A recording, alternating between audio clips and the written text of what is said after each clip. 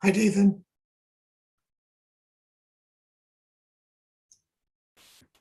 Hi, John. Okay, you're good. I can see you, hear you, and your logo is in the correct position. All right. Okay, see you in a bit.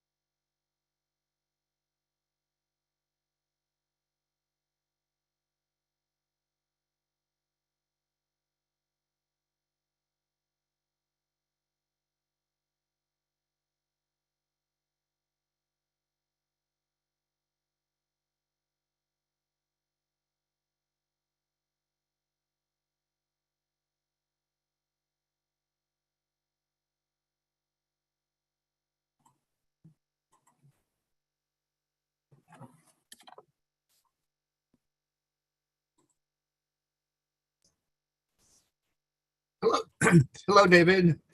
Hello there. Good. I can hear you. I can see you. And there's your logo. There's your background. Perfect. You're good to go. Great. We'll see you in a bit. Hi, Hi, David. Michael. Hi, Michael. And How are wait, you? I'm good. How are you doing? All right. You Let can me see and hear me. Hang on. Let me find you here. Hold on. Okay, There you are. Okay. Yes, I can hear you, see you, and your logo is good to go. great. Thank you. Okay. See you in a bit.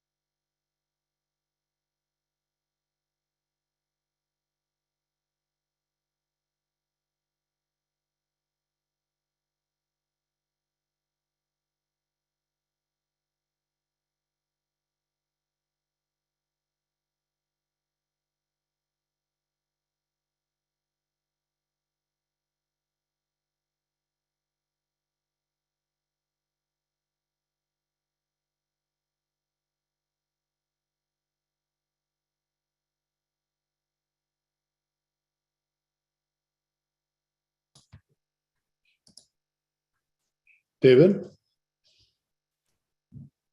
Rogerio. Hi, how are you? Good.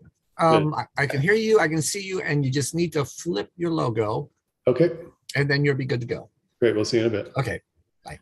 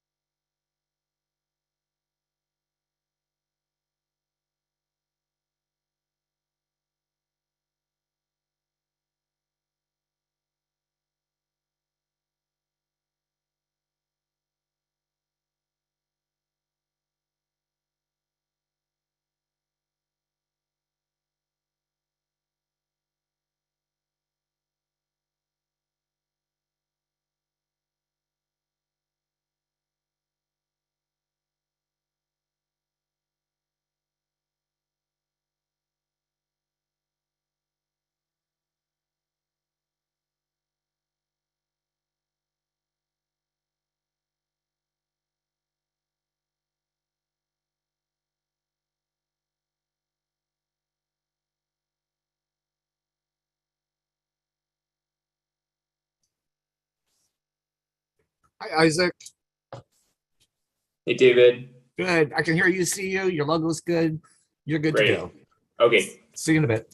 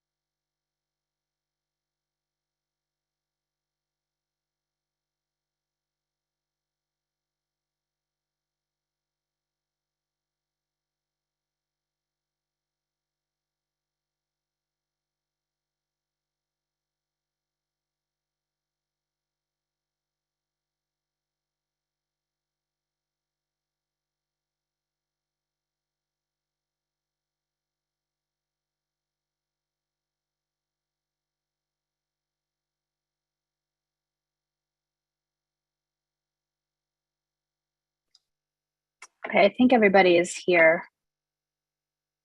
David, are we ready to go? It looks like we are, but I just want to make sure. Yes, good evening, Chair. Yes, we are good to go.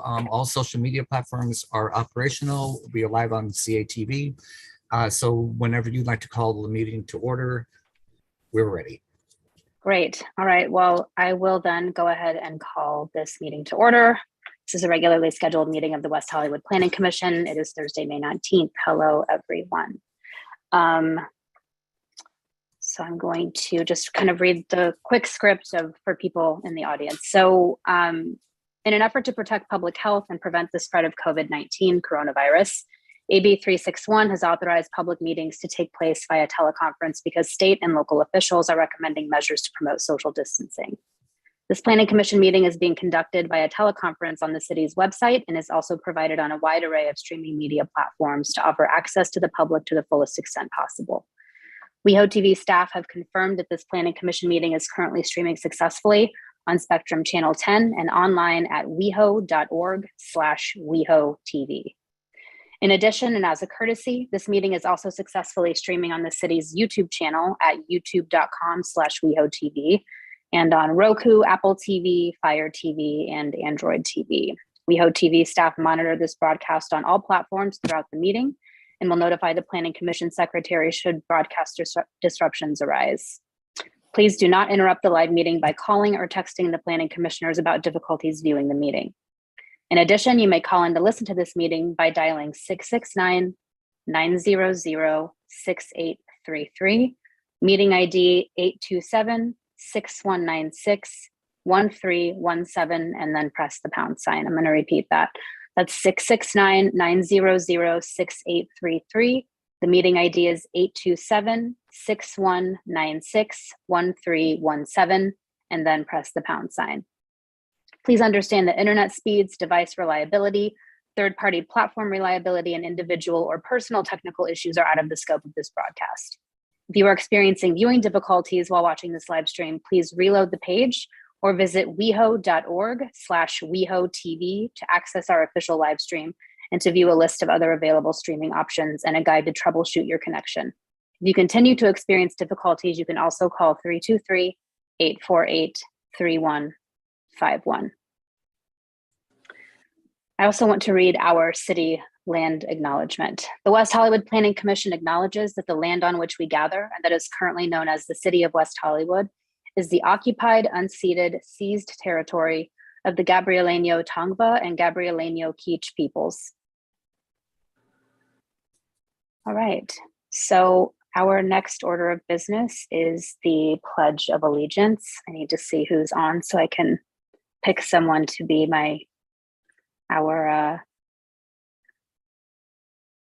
who I can hardly see anybody's face. Commissioner Lombardi, I don't think you did this last meeting. If you did, I'm sorry, but would you like to lead us in the Pledge of Allegiance, please?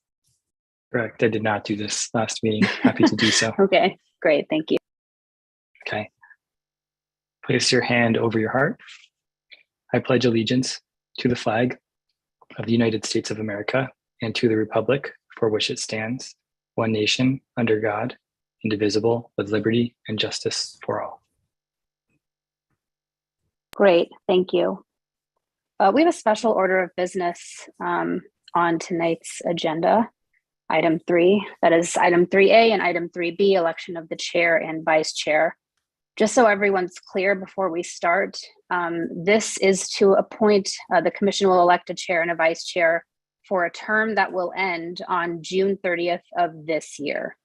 So again, that's just a term that will finish out essentially this meeting and the 2 meetings following that. So I just want to make that clear before we begin. I also just want to run through quickly how this will go if you're not familiar with the process. I will entertain nominations for election of the chair. There will be hopefully a motion to close nominations. There will be a second to close nominations. Roll call will vote on each nominee. And if there's a tie, there's a runoff roll call vote on the top 2 nominees. And then we would repeat those steps for the vice chair. So without further ado, moving into the election of the chair, item 3A. If I can see everybody's faces. Do I have a nomination for chair? Commissioner Lombardi. Thank you. I would like to nominate Acting Chair Jones. Oh, Second. thanks. Second. Okay, do we have any other, this is so weird for this to be like, thank you, but it's weird to be running it. In any case, do we have any other nominations for chair? No? All right, in that case, do I have a motion to close nominations? Motion to close. And do I have a second? Second. Great, thank you, Commissioner Gregoire and Commissioner Thomas. David, can you please call the roll? Thank you. Commissioner Carvalero, Yes. Commissioner Detta, Yes. Commissioner Gregoire, Yes. Commissioner Lombardi, Yes. Commissioner Thomas, Yes. and Acting Chair Jones. Yes. And unanimously, we have Chair Jones with us through June 30th, 2022. Great, thank you. So we'll move through the same steps for the election of the vice chair. I would like to, well, I don't want to speak first, actually. It's not my, I don't like to do that as chair. I like to speak last, actually. Do I have a nomination for vice chair? And you are allowed to self-nominate. I just want to state that for the record, if you, self-nominations are allowed. Commissioner Lombardi? I would like to nominate Commissioner Thomas. I'll second that. Do we have any other nominations for vice chair?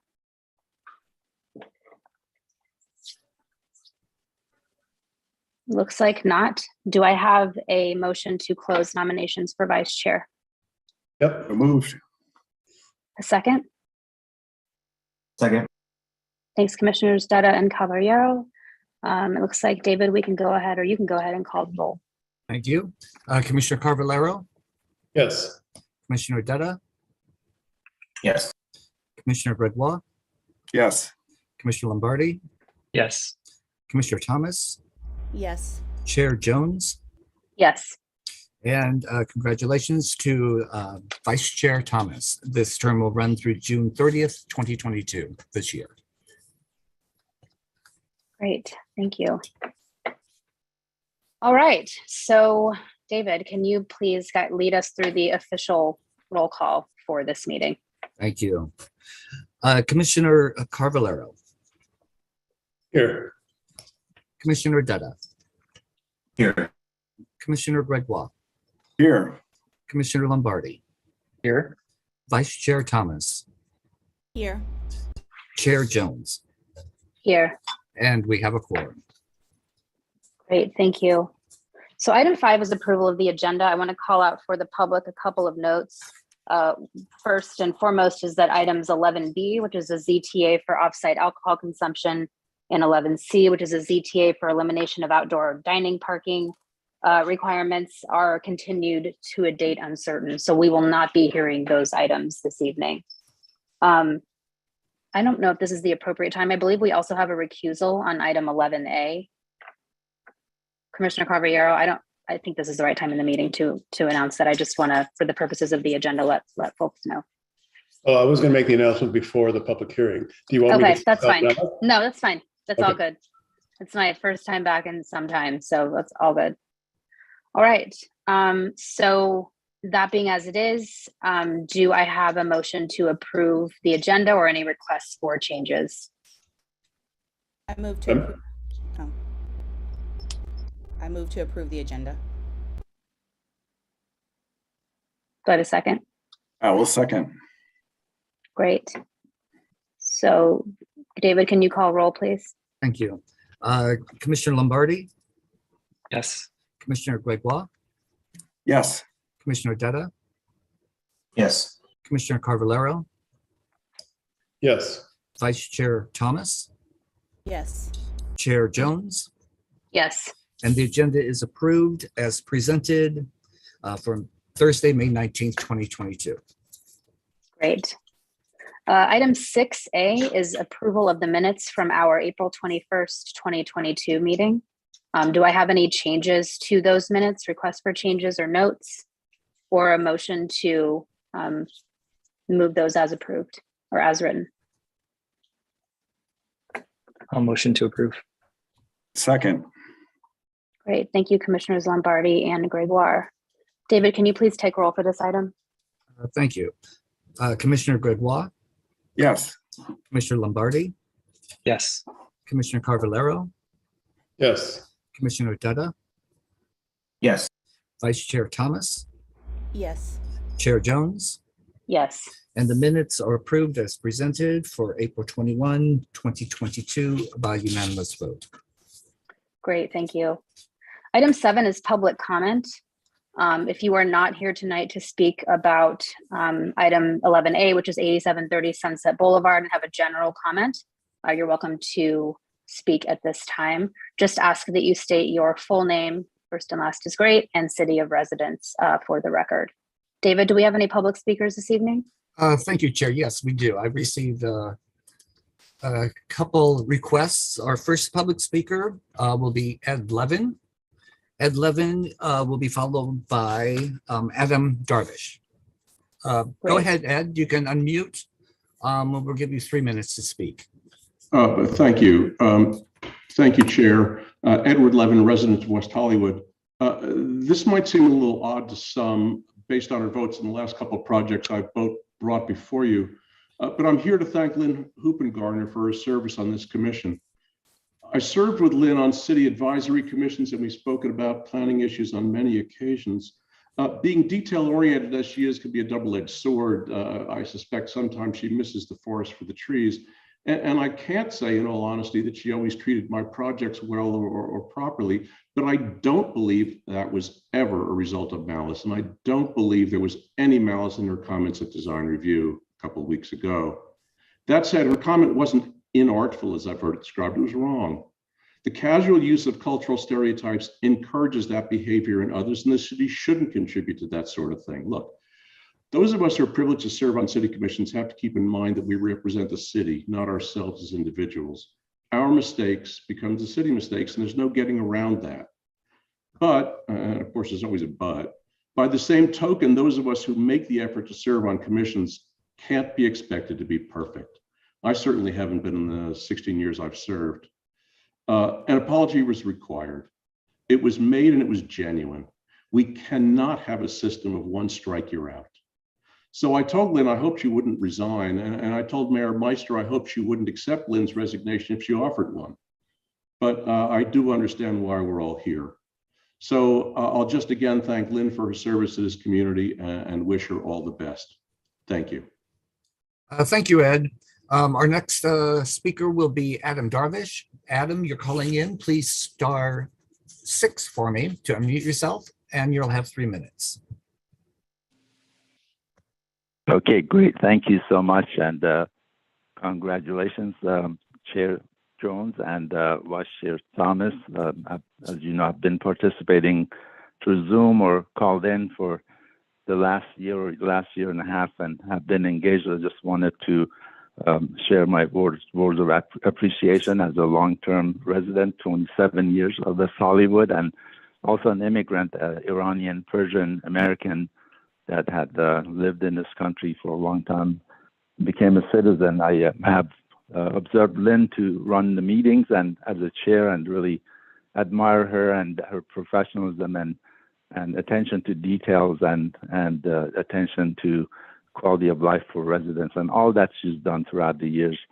I'm sure she knows that many of us appreciate her and wish her well. And just again wanted to congratulate our new chair, Chair Jones, and Vice Chair Thomas, and all of you commissioners for the service that you provide to all. So thank you so much. Thank you, Adam. Chair, I received no other public comments. I do want to say before we close the public comment section, if there's anybody on the platform with us that still would like to make a general comment, use the raised hand feature if you're on the Zoom platform, or star 9 if you're calling in, and we'll give you 3 minutes. And Chair, it looks like we are all clear. Great, thank you. Item 8 is the director's report. Mr. Kehoe. Thank you, Chair and Commissioners. John Kehoe, Director of Planning and Development Services. Just a quick update from earlier this week's city council action. So the city council did approve the zone text amendment changes related to SB 9. They also directed us to look into the possibility of preparing a historic survey for the areas that are covered by the SB 9 law. So we'll be going back to council at some point with some items addressing that. Also, the city council reviewed our work plan for the housing element updates, and they approved the work plan. So the planning commission can look forward to a number of zone text amendments and maybe some other study sessions on various things that they may come in individual pieces over the time rather than in just one giant package, because we'll want to get some things through as quickly as we can, and others may take some more time. So over the next year or so, there'll be quite a number of housing related items. And with that, I'm available for questions. Thank you, Mr. Kehoe. Any questions for John Kehoe at this time? No, it looks like not. Thank you very much. Item 9 is items from commissioners, and I'm going to go back on what I just said, which is that I like to go last, but there is something I would like to say, and I will really try not to make this a habit. I'm not going to discuss the substance of the circumstances surrounding Commissioner Hoopengarner's resignation, Chair Hoopengarner's resignation, but I do want to thank her for her contributions to the commission and to the city. We certainly did not always see eye to eye, but we always found a way to have a civil discussion about the matters at hand. And I think often we're able to, come to agreement. So I'm glad to be in a time where we're endeavoring to be more intentional about the way that, we speak and about these things. And to that end, the city is giving us tools to address these kinds of issues. And I strongly encourage everyone to make best use of the city's training. So that is all. And I think she may be on the call, but Lynn, thank you. And I'm happy to entertain. Anyone else want to make a comment? Commissioner Gregoire?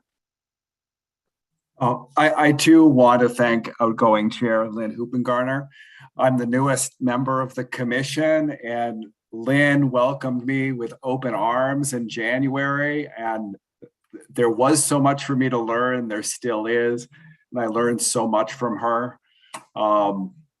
I feel like I was able to hit the ground running in many respects because she took so much time and took me under her wing and helped me out and gave me a good foundation upon which to serve on this commission. So Lynn, thank you so much. Thank you for your service to our community and to me personally. Great, thank you, Commissioner Gregoire. Commissioner Dutta. Thank you. Well, I want to say congratulations to you, Chair Jones and Vice Chair Thomas. It definitely is difficult to see the screen here and not see Lynn Hoopengarner there. So similar to what you both have just said, I want to thank her for her dedication to this commission, to the city. Similarly, when I started, she called me immediately, talked to me for hours, made me feel much more comfortable about what I was getting myself into. And that did a lot for my just confidence and my ability to be on this commission. So I really, truly thank her for all that she did for me, and just her ability to problem solve, her ability to see details that others don't. Really want to thank her for all of that. Next item I wanted to bring up is that the next meeting, which is scheduled for June 2nd, will be my last meeting on the Planning Commission, as I will be moving out of the city of West Hollywood in the near future. Currently, my partner and I reside in 2 individual residences within the city of West Hollywood, and we have decided to cohabitate, and that will be taking us to that slightly larger city that borders us. So I will still be on for the next meeting, but I definitely wanted to make that known to everyone here. I've already notified City Council. So thank you for that. And last thing, my PSA in our last Planning Commission meeting, I also too did contract COVID-19. So everyone please be vigilant. It's definitely still out there. And that was after 2 years of dodging it. So everybody, please just be aware, get your boosters. So thank you. Thank you very much, Commissioner Dutta. Any other, Commissioner Lombardi? Thank you, Chair. Well, without repeating what my fellow commissioners have said in too much detail, I do want to thank Lynn Hoopengarner for her years of service on the Planning Commission and to the city. And, you know, likewise, she was such an amazing teacher and in getting me aboard and making that first phone call and really kind of explaining, you know, where to look and how to problem solve and how to really hit joining the Planning Commission running and be hopefully successful. So it was incredible, and I enjoyed working with her, and her service and her attention to detail is like few people I have ever worked with. So it's certainly a loss to not have her here anymore on the commission. I really appreciate her years of service, and hopefully we'll hear from her in other capacities. Other than that, congratulations, Chair Jones and Vice Chair Thomas. And Commissioner Dutta, really sad to hear you're leaving. I think we started at the exact same time, and it's been great working with you. So I look forward to at least one more meeting with you. Thank you. Commissioner Thomas, I think I saw your hand go up. Yes, thank you, Chair. Sorry, Vice Chair Thomas. Vice Chair Thomas. It's fine. First, I want to say to you, Chair Jones, you do a wonderful job as a commissioner and as vice chair. I've always been in awe of your perspective and your sensitivity to the public, and I'm very happy to see you in the role of chair again, as it were. And I want to thank my colleagues for their votes of confidence in me as vice chair. And I also want to thank Lynn Hoopengarner for her service. She's a breath of knowledge. She was always so kind and helpful to me, and I will miss her as a member of this body. And Commissioner Dutta, I don't think I ever got to see you in person, but I'm going to miss you. I'm going to miss you as well. Thank you, Chair. Thank you. Anyone else? Commissioner Caballero? Yeah, I made my comments about Chair Hoopengarner and design review, but I will reiterate, my statement there which is thank you for your service, Chair Hoopengarner. Thank you for impacting design review in the way that you did. And like I said last week, they're very big, talented, smart shoes to fill. Congratulations, Chair Jones, and congratulations, Vice Chair Thomas.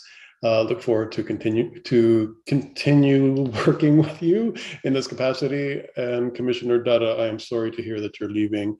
Yeah, we never met in person. And like I mentioned several months ago when the last commissioner left, one of the nice things about commission is sort of the little bit of social time that you have before and after the meetings, and sort of the camaraderie that you have when you're in person, and you haven't had the chance to experience that. And it's a loss, but thank you for your service. And I hope our paths cross in the future. Thank you very much. Has anyone not spoken who would like to speak? I don't think so. Flag me with an audio cue if I don't. I'm trying to see all of your faces, make sure they're in the Brady Bunch. Okay. All right, moving on.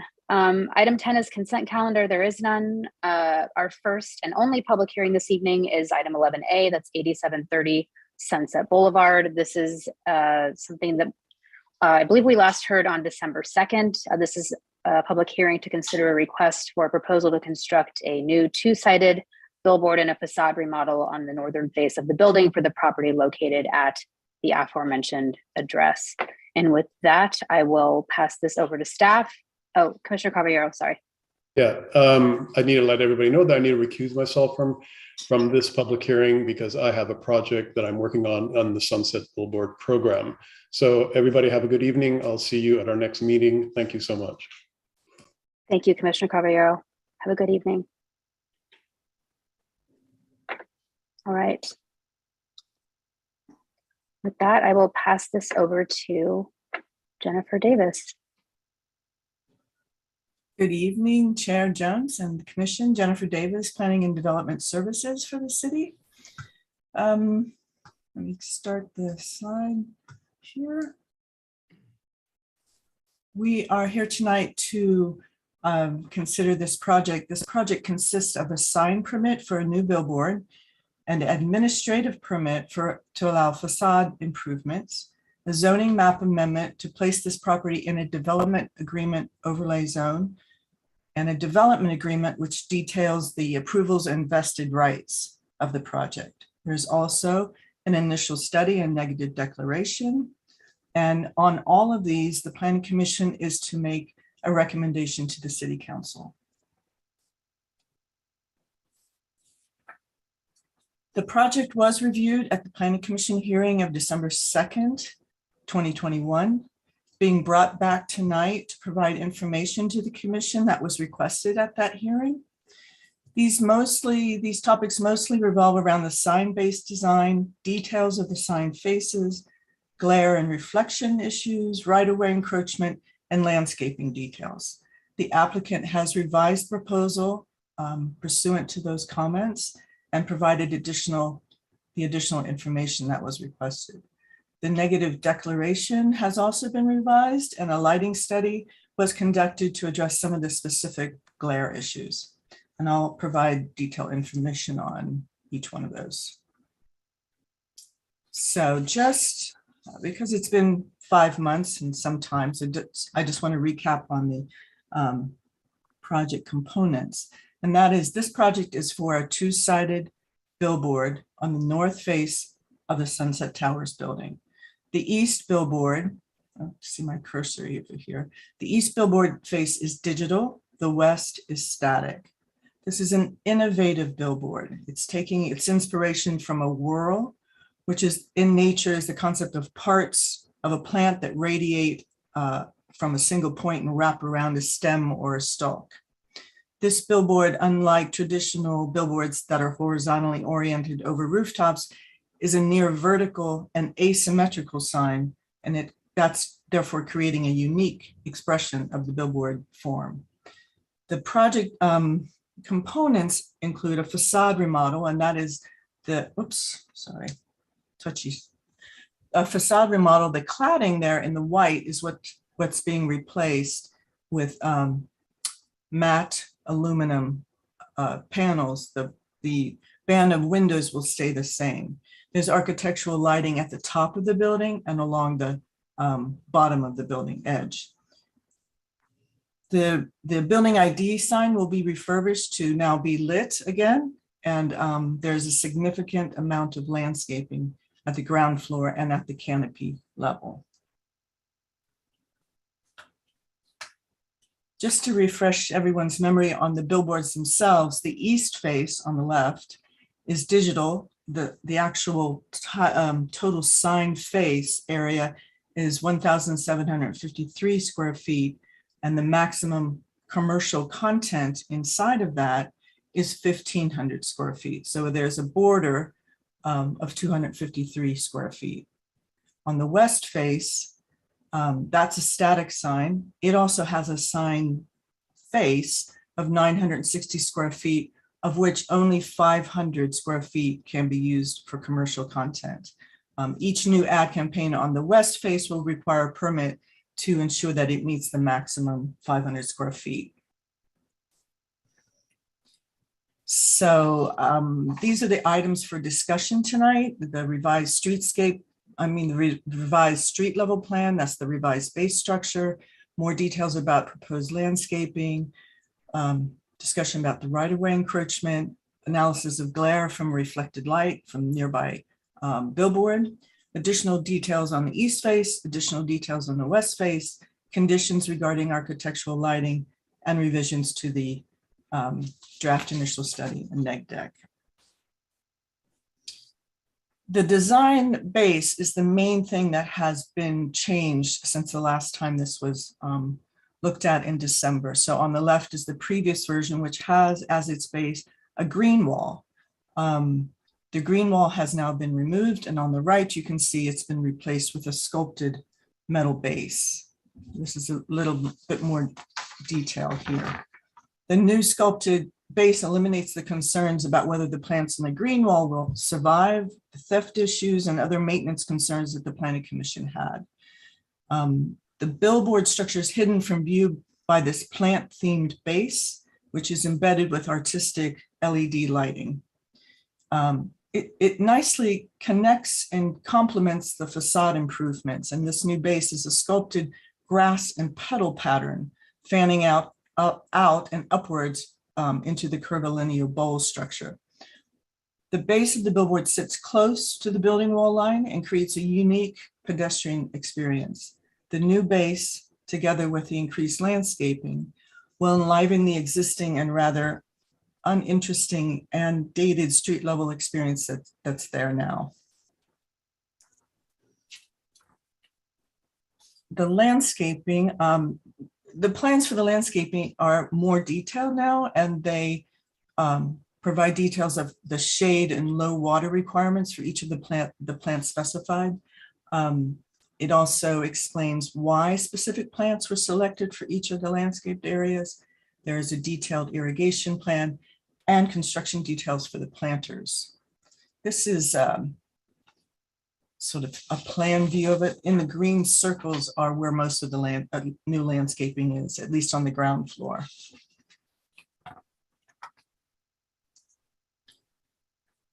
The encroachment. The Planning Commission was asking, why is encroachment over the right-of-way needed? This slide shows you exactly how much projects where. The projection doesn't start until about 18 feet above the sidewalk.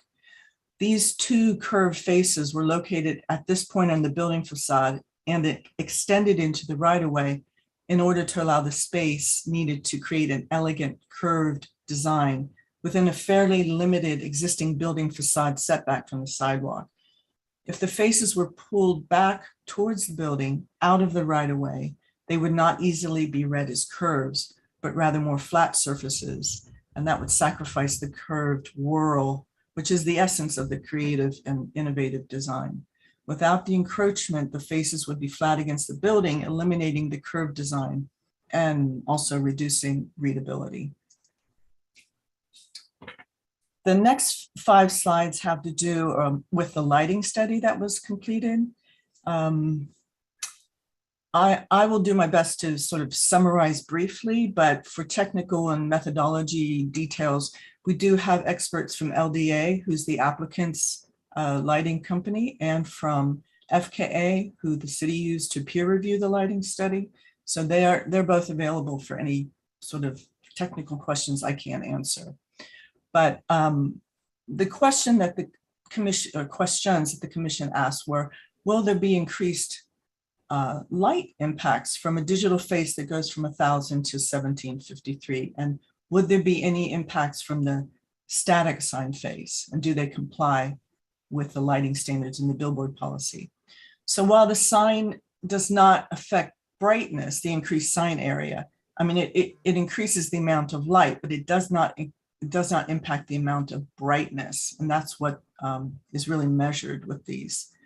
Both sign faces still comply with the billboard policy. And the calculations that you see in this table included both the east and the west face and the facade improvements for the building. Next was a question about any glare impacts for the residents north and for the tenants of the building at 8730 themselves. So some light from the sign faces will reflect into the facade of the building, although that doesn't in itself create glare. The graphic at the top left, given the angle of the sun and the way it hits the facade, the hillside to the north, it would not create glare to the residents. In essence, the hillside blocks the direct sun reflection. The facade, in fact, will be in shade or shadow most of the day. And as far as tenant glare, hold on a second. The faces curve away from the facade, and most of the light is directed or reflected away from the building. There still will be a small amount of light that will pass through the windows, but the lighting study said this would be of minimal impact to the tenants.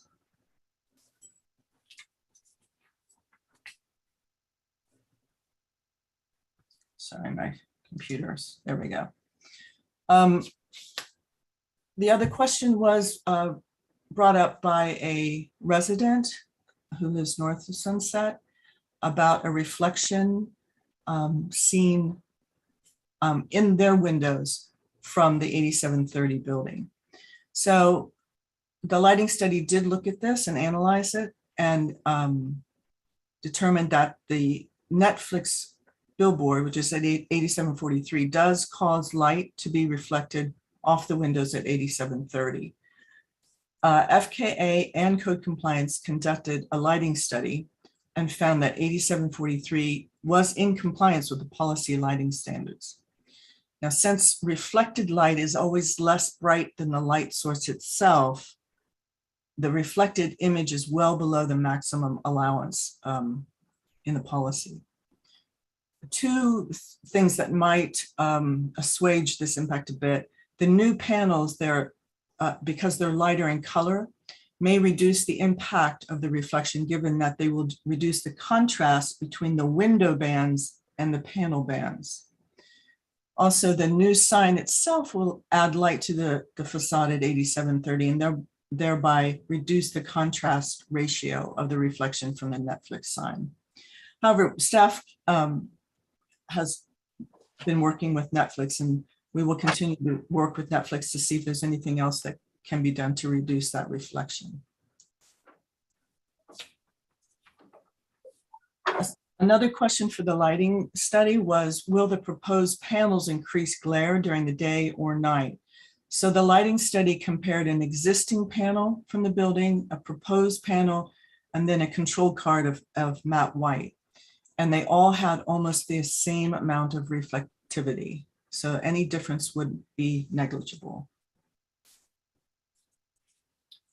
Finally, the commission asked that the sort of lighting environment of Sunset Boulevard be analyzed.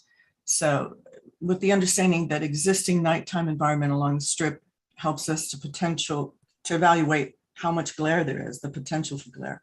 But brightness is contextual. So the brightness of a lit sign along the strip is quite different than it would be than the same sign in the middle of a field in the rural area. Luminance measures were taken for 13 billboards and signs along the Sunset Strip, and most of those fell below the policy maximums. A few exceeded them, but the strip is a highly illuminated, dense urban area, so it is there is lots of light there. Regarding the west sign face, the commission asked for a new rendering showing the lighting sources on that face from below. To that extent, the applicant revised that and removed the external lighting from this face, and instead it is now backlit, which should allow for a softer glow from the sign. The east face, the commission asked for an explanation why the border needed to be digital and asked for rendering showing how the border could change as part of the sign area while still not being part of the ad commercial ad content.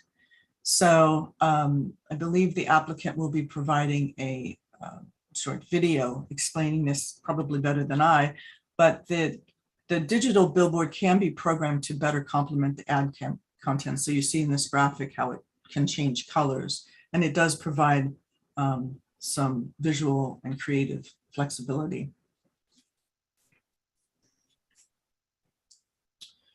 Architectural lighting. New architectural LED lighting strips at the roofline and at the canopy level will be installed. The sculpted base itself will have LED accent lighting. And the existing building ID sign will be have its lighting refurbished. The LED lighting will be solid white. Taken all together, these changes give the building a more modern look. Conditions 3.5 and 3.6 of the sign permit resolution outline the the architectural standards and the requirements for light monitoring for the project. The negative declaration was completed because of the facade improvements. There was a public review period, October 14th to November 3rd last year. And since the December meeting, the initial study and neg deck have been revised to include the lighting study conclusions and some additional information regarding the tribal consultation. Staff's recommendation is to adopt the resolutions tonight, PC 1399, 1397, and 1398, recommending that the City Council approve the sign permit, administrative permit, zoning map amendment, development agreement, and to adopt the negative declaration allowing a new billboard and facade improvements at 8730 Sunset Boulevard. I am certainly available for questions, and we also have Francis Cray from FKA to help with any technical lighting questions, as well as the applicant and their team. With that, I'll Great, thank you, Jennifer. So we can ask questions of staff, and then we'll do disclosures and then move into the applicant's presentation, public comment, and then the rebuttal. I do want to encourage anyone who'd like to ask questions of staff to limit anything that might be perceived as deliberation. This is literally just clarification for anything contained in the staff report or for what Jennifer reviewed tonight. So with that being said, does anyone have any questions for staff? Vice Chair Thomas. Thank you so much, Chair. I have quite a few questions. My first few questions are for Mr. Cray, who I believe is here. I don't know. Yes, hi. This is Francis. Hi there. I just have two questions. Our Sunset Boulevard offsite signage policy has determined 300 candelas per square meter as the maximum acceptable surface brightness for a billboard. Can we get some insights on how that was determined? Yes, so the previous study that we conducted to establish recommendations for the adoption of the policy looked at both the average sign area within the existing and future proposed billboards along Sunset Boulevard and the distance to adjacent residential properties. The 300 candelas per meter squared standard for the maximum luminance was established to create a very conservative intensity for the signs that would prohibit excessive brightness and creating a glare condition, and also prohibit excess light from being cast to those residential properties. So the development of the policy was based upon an analysis of the most adjacent residential locations to the signs, what those distances mandated in terms of the maximum luminance. So it was sort of programmatically developed, A, to be conservative, and B, to look towards the closest residences that would be impacted by the signs. Does that make sense? Yes, it does. My next question, I'm not sure if it's better suited for Mr. Cray or for city staff, but in the additional correspondence we received this afternoon, the inspection and evaluation of the sign at 8743 Sunset found that the measured luminance exceeded the policy maximum luminance of 300 candelas per square meter. And according to the report, the sign was 749 candelas per square meter, which is more than twice what it should be. So I'm wondering, can someone explain how the sign fell so far out of compliance with the policy, and how will the proposed tool prevent this from happening in the future? I can answer that, Jennifer, you'd like. So our test of the sign, excuse me, establish those values that you just referenced with respect to the transition from the daytime luminance, which is permitted to go to 6,000 candelas per meter squared, down to the evening maximum luminance of 300 candelas per meter squared over a period of no less than 20 minutes. What the test determined was that that transition was not completed before sunset. It was completed 15 minutes after sunset. So if you look at the data, they reached the value for the evening setting of 244 candelas per meter squared at approximately 8 p.m. or 7:59, something like that.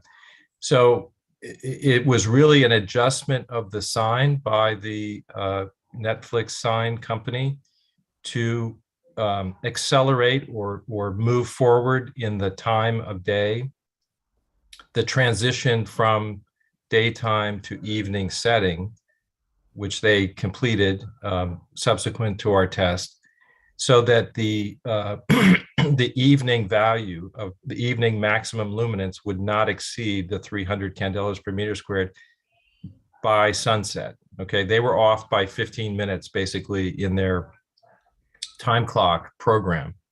So that was adjusted subsequent to our test. And I would say that this is not unusual for a sign to be tested and validated and reprogrammed to more carefully align to that sunset criteria. So that that's software control settings that are, once they're in place, I think they are pretty consistently applied because it follows a data set that tracks the exact time of sunset over the course of the year. Okay, thank you. That answers my next question, which was going to be how long it would take to make adjustments. So thank you for that. Thank you, Mr. Cray. Thank My next couple of questions are for city staff. Is this project 500 feet larger than what our policy allows? Am I reading all the specs correctly?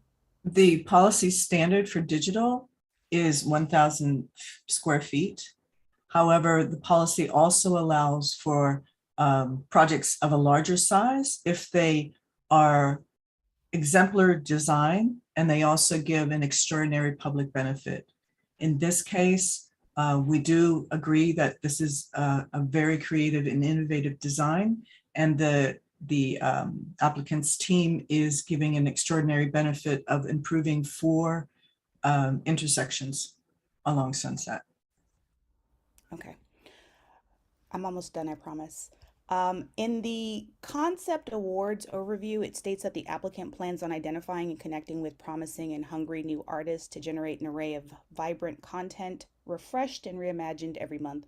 Is this inclusive or exclusive of the 96 hours per year for art and public programming that each billboard is expected to provide?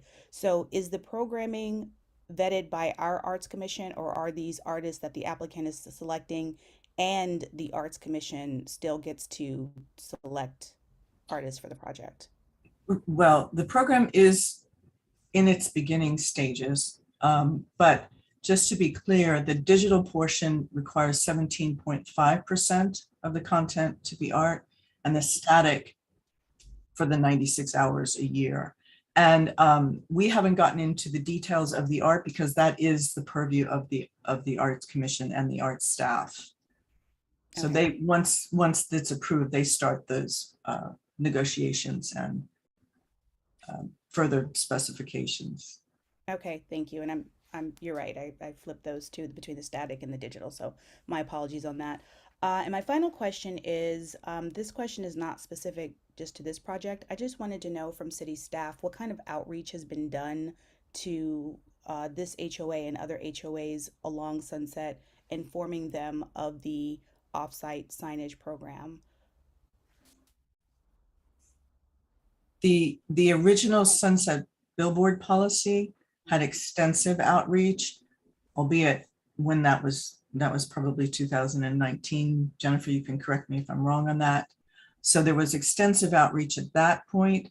With these individual projects, they are done with the public hearing radius maps. So specific people within the radius, so specific households and tenants get notified. Okay, I just have concerns about these billboards when they finally manifest and they're up and down Sunset Boulevard. I feel like it's going to be really jarring to the residents, and I have concerns about that. But I just wanted to find out what the outreach was, and those are all my questions, Chair. Great, thank you. Does anyone else have questions for staff at this time? Commissioner Dutta. Thanks. Jennifer, you mentioned the crosswalk improvements. I think I'd asked this last time in December as well, but have those been identified specifically at this point, or? Not at this point. I think our Public Works Department needs to identify which ones and how much, and and then let the applicant know. And that is outlined in the development agreement. And I don't know if John Leonard wanted to say anything else about that, but that's a fundamental component of the development agreement itself. Yeah, I don't have anything else to add about that, but it is typical that would be the process. Once the development agreement is approved, the applicant will work with our staff, and our staff would identify the appropriate crosswalks and intersections to be improved. Okay. Last thing I just wanted to ask was, looking at the 3 resolutions, they already included language that says that the Planning Commission decided to continue this item. And that's written. I wasn't sure if that was intentional to be there for any reason. This hearing, that hearing from December was continued, but it was continued to a date uncertain. Okay, the way I'm reading it, it's saying that today's meeting is going. Oh, okay. If there's an error in the resolution, I can look at that. Yeah, I think it shows up in all 3 resolutions. Okay, I'll look at that. Thank you. Okay, thanks. That's my last question. Commissioner Lombardi, I think I saw your hand go up. Go ahead. Thank you. Commissioner Dutta, you're finished? Questions? Okay, thank you. Vice Chair Thomas and Commissioner Dutta, you asked a lot of my questions, so thank you, making it easier for me here.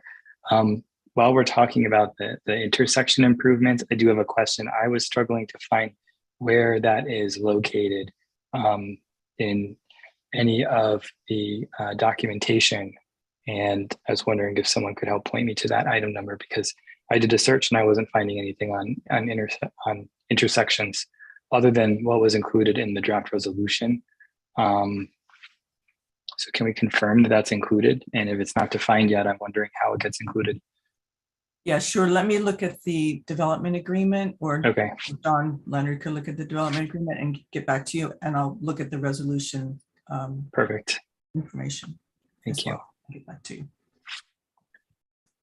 Okay, well, thinking about the pedestrian experience and some of these things, I do have a question. Also, in the resolution, there was a note about 4 street trees that were to be included, but it doesn't seem like that's in the current plans for the project.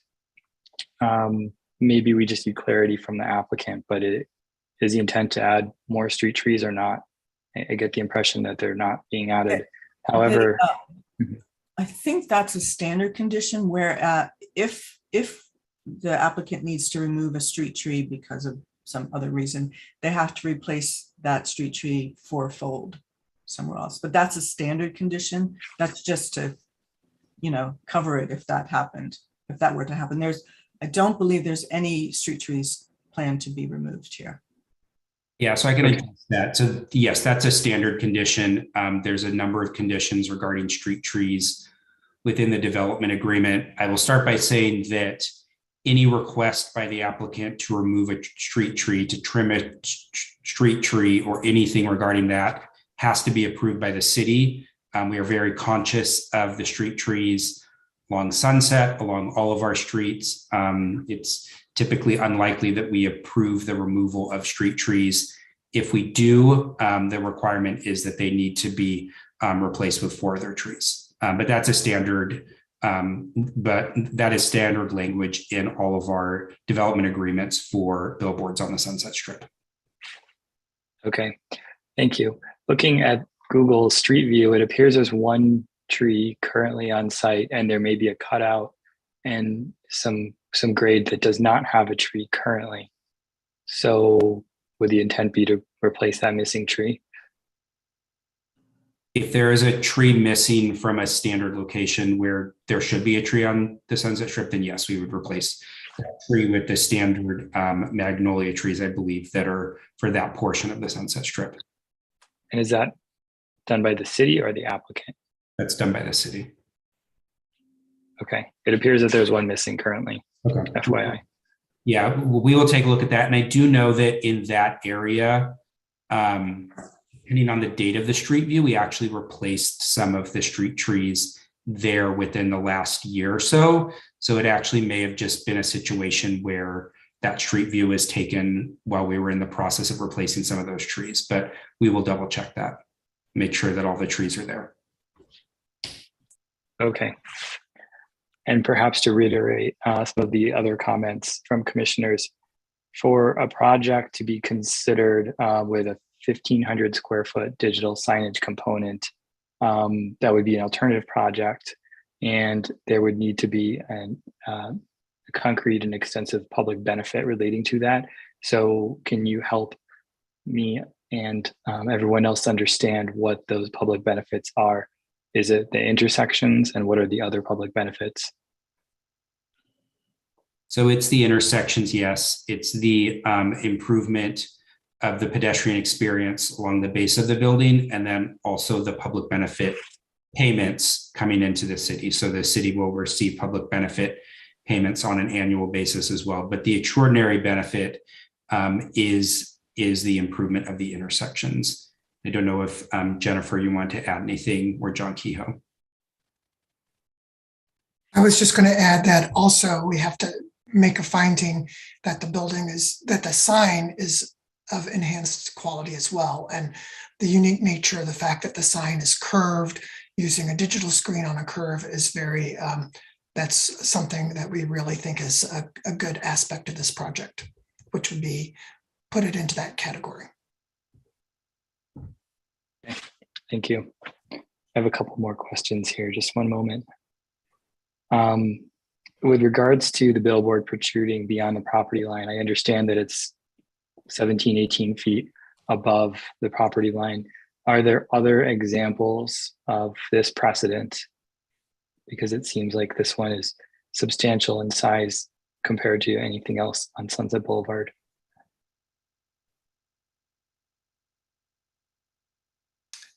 I believe maybe we want to let the applicant answer that question, but I defer to staff and the applicant. I was going to say, I believe the vertical billboard at the Rainbow that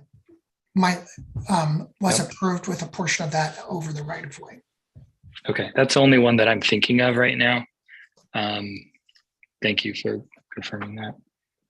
There's only one other existing billboard that projects over the right of way that we know of, that we could look at the records of.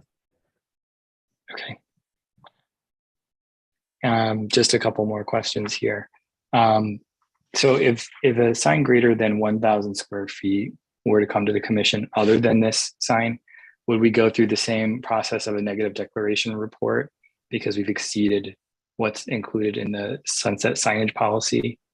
Trying to understand the process here and make sure it's consistent. Yeah, even before this one had the additional sign area, it required an initial study in neg deck because it was a facade remodel. The original CEQA document, which was a negative deck for the sunset billboard policy, had a number of assumptions in it. And those assumptions did not include any impacts that might come from new development or remodel. So then anything in that arena requires an additional CEQA analysis. Does that help? Okay. Yes. Great. And I have another question, which is maybe more of a 40,000 foot question. and this may be a good one for Mr. Cray. It seems that we're getting some complaints and concerns from residents about signage and reflections and glare. It seems that for the most part, the signage and improvements that have been made through these projects have been mostly or entirely in conformance with the policies that are in place. So I guess my question is this enough, or does this need to be reevaluated? And then just to kind of dovetail into that conversation, should we be considering something different for extra large signage that's over 1,000 square feet?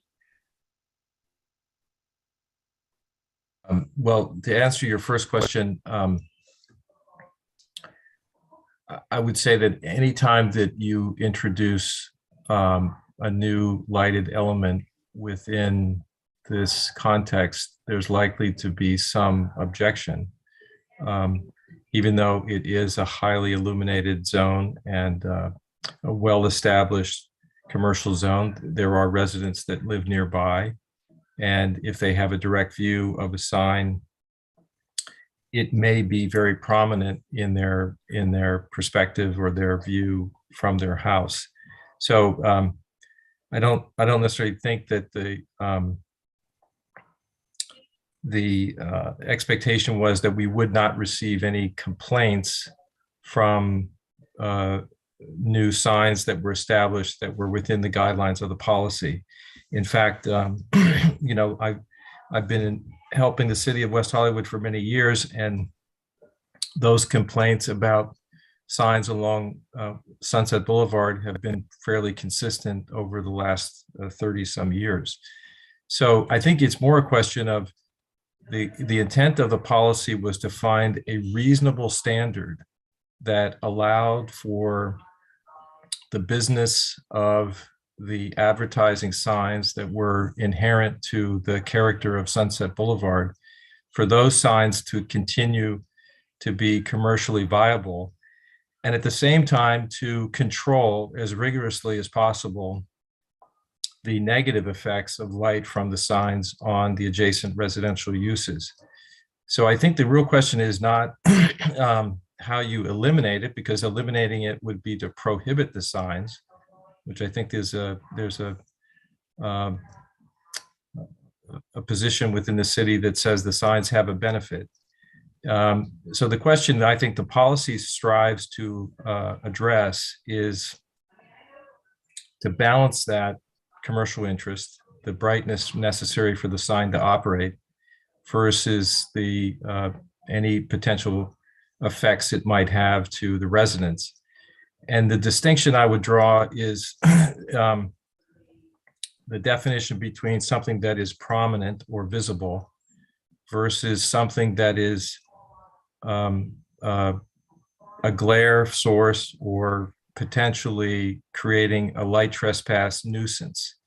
And I think the policy is effective at eliminating those two negative attributes. So long story short, it's not that we anticipated there would never be subsequent controversy, but I think the policy should be, you know, continue to be implemented if, you know, the community and the city determines that the aggregate effect is still unacceptable. I think the policy limits could be reduced at some point in the future. But again, I think when we established the policy, it was I'll say a compromise between those commercial interests, who, by the way, would have preferred luminance levels that were far greater than the policy, and the interest of the neighbors. So I won't say that it can't be improved. I think that's part of what we hope to gain by, you know, monitoring the signs as they're implemented. But I think at this point, it's a reasonable standard. And Thank you, Mr. Cray. And I'm going to jump in real quick also on the alternative projects. You know, so that policy was developed with limitations on the size of signage, the 1,000 square feet, and other criteria was in the policy. During the public review process, especially at the city council, there was concern about the fact that there might be ideas of how to do creative, unique signage that would be different from the standards that had been reviewed to that point. And so the city council wanted to have an option in the policy that would allow people to propose signage that differed in various ways, whether it might be the size of the sign, different shapes, whatever the rules or regulations we had, the council wanted to make sure that there was a way in which someone could deviate from those standards. And so that's why the alternative sign criteria was established, and then the additional threshold of additional public benefits and high quality of sign were put in to make sure that while they might deviate from the standards, they provided something in addition to what a normal sign would have. Okay, thank you. My question is that the standards were, to my understanding, developed around 1,000 square foot area signage. Potentially things could go up to 1,500 square feet. And this project seems to be pushing that threshold, as you see in the calculations that were just on screen. I mean, effectively from a lighting standpoint, it's above 1,753 in terms of square feet. I'm just thinking about what the precedent is of this set, or what this means, because there may be some other projects coming to us that have even more area. And do we need to be thinking about how these standards are evaluated, as opposed to just applying the standard for a typical sunset signage policy standard to something that's significantly larger, where you have all that extra surface area that is going to be visible for any of the neighbors that have a view down to that project. Well, in addition to the signage that could be digital, the policy also allows for just general lighting on buildings. So I think it was anticipated that there would be digital features or lighting features beyond the 1,000 square feet. So yes, the signage was initially evaluated at 1,000 square feet, but the concept wasn't that would be the only light being created through this policy, because we obviously also encouraged the buildings to have architectural light features and other elements to add to the new urban experience on Sunset Boulevard. So I think those were all, contemplated, and we'll see through the process what type of projects developers submit. And again, the alternative category was to try to allow people to come up with something different and better than what we could possibly think of in the policy. Okay, thank you. I mean, there's certainly some nuance to how this all plays out with more unique projects, so something to be cognizant of. I have one last question. I recall that some of the standards that were developed for the sunset signage policy were based around the idea of a lighting zone 4. So there's different zones based on urban density that set different thresholds for lighting. However, I think that there was also a report that Mr. Cray or your firm produced that recommended that the city apply for that. And in fact, we're actually LZ3 right now. So it does make me wonder where we lie here, and if there needs to be some sort of buttoning up of our policy and our lighting zones and what our standards are. I appreciate any comments or clarification on that. It was our recommendation that the city apply or officially designate the Sunset Boulevard specific plan area as a lighting zone 4. Although I believe that the city council adopted a resolution by adopting the policy. In fact, I think they satisfied that requirement. So I think if you read the California Energy Code standard, it says that there is a procedure for them, and they just need to notify the California Energy Commission that they've adopted this standard. So I think the city is in fact in compliance with that requirement of the California Energy Code. But I would also state further that as I mentioned before, the standard itself, the policy standards for illuminance and luminance are quite conservative. And so the sizes of the signs that we're discussing, even the 50% increase of the applicant sign here in this project, the light trespass illuminance from that sign at the nearest residential use is far below even the 1.4 foot candle standard or the zone 3.73 foot candle standard. So I think the lighting zone 4 designation would be just more clarification about the intent of this being a urban, highly illuminated district, but it doesn't really directly impact the policy because the other metrics that are applied in the policy serve to limit the light trespass to well below 1.4 foot candles. I mean, they're the size and maximum luminance translate to light trespass values that are significant below 1.4 foot candles. And I think the lighting study by LDA proves that out, that, you know, the lighting values at the nearest residential use are extremely low. Okay, thank you. And Title 24 and Cal Green, and there's a lot of standards that reference that lighting zone. And so I have to question what's being applied because it has a rollover impact of things other than just the signage policy. So maybe staff can sort that one out because I don't know if it's actually been resolved yet.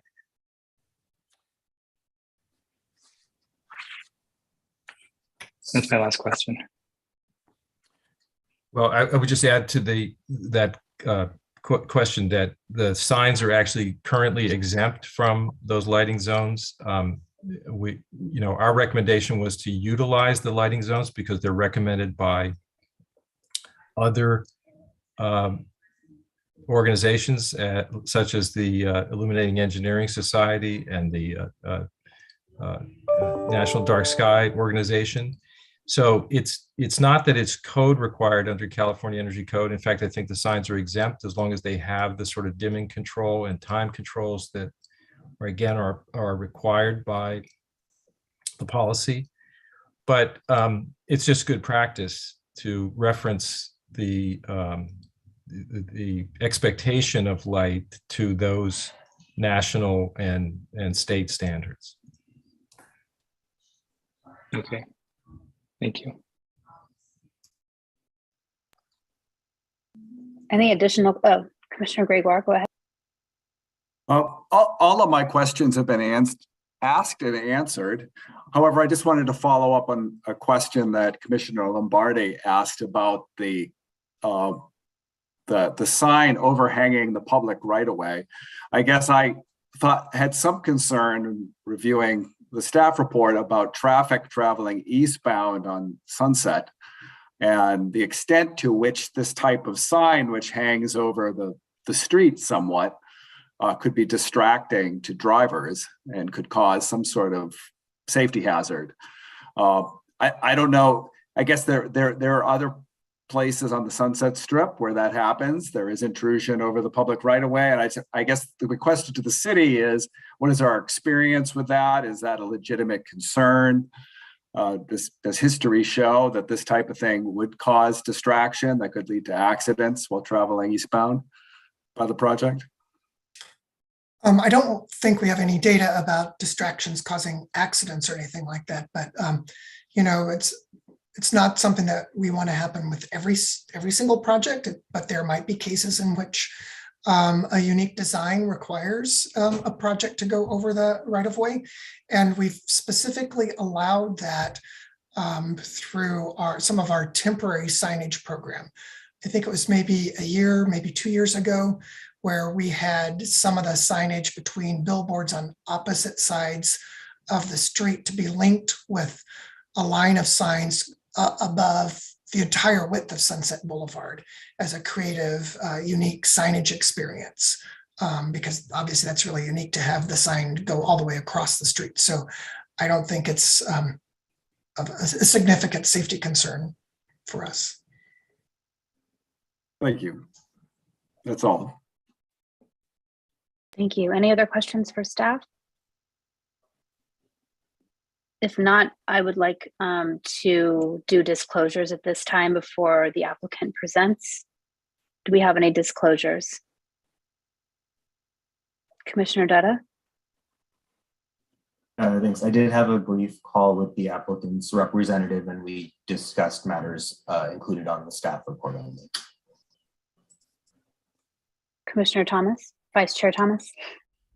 Thank you. I had a brief Zoom meeting with the applicant's representative and everything we discussed was included in the staff report. Anyone else? I will disclose that I had a Zoom call with the applicant's representative and we can discuss items contained in the staff report. Looks like that being our last disclosure, I will hand this over to, I believe, Mark Lehman for the applicant's presentation. You'll have 10 minutes. Well, good evening, everybody. Thank you. My name is Mark Lehman. I'm a long-term resident and attorney here in the city of West Hollywood. I'm appearing on behalf of Porter 24, which is the sign company and developer of the Sunset World sign and the building improvement project at 8730 Sunset that's before you tonight. First and foremost, we want to sincerely thank each of the planning commissioners for their input and direction at the December hearing. As I think Jennifer already outlined very, very well, the applicant and his design team really took these comments to heart. And as a result, there was a substantial redesign of the whole base of the project and a substantial revisit of the landscaping related to the entire project. And as a result, we have the new significantly revised design of the base of the Sunset World that's before you tonight. And we also want to especially thank Jennifer Davis and staff.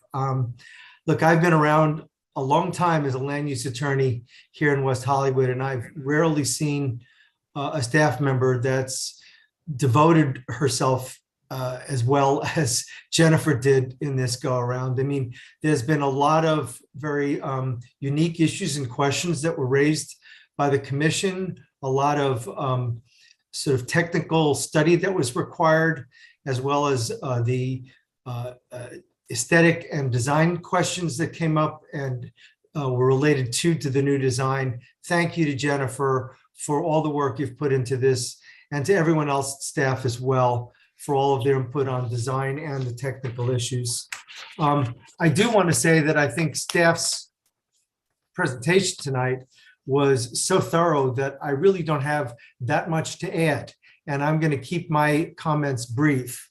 I do want to raise a few short issues and address a few issues that came up tonight and are mentioned in the staff report. The first has to do with the digital border of the sign, and I'd like to be able to screen share if we can, and Trevor Bernardo of our team will bring up a video presentation that was created by him to help sort of illustrate the benefits of the having a digital border versus using a just a static solid color border. And Trevor, do you have that video that you've handy that you can show? Yes, I'm pulling it up now. You should see it. Great, there we go. So as you can see, this is just the East digital face.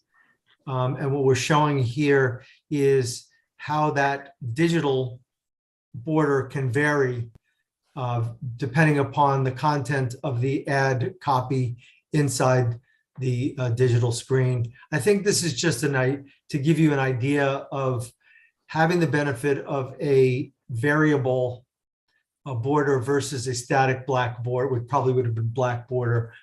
We just think it adds to the creative input, the creative aspects of the sign. and allows a little bit more flexibility where, to the concept of having a border, which is intended to really define the ad copy inside. So thank you for showing us that. I mean, that's really the intent here. The other real issue that I think that we want to add to has to do with the encroachment over the right of way. I mean, this project really presented a unique challenge because the existing condition here, which is the 8730 Sunset building itself, is already fairly flush with the street.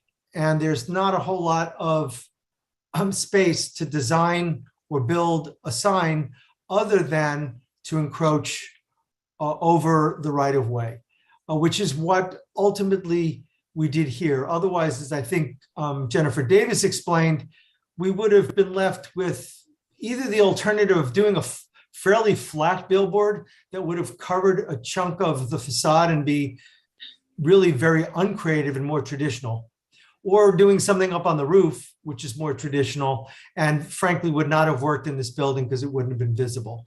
So we started with that existing condition, which is we had to encroach over the right of way in order to design a creative sign in front of and as part of the facade of 8730.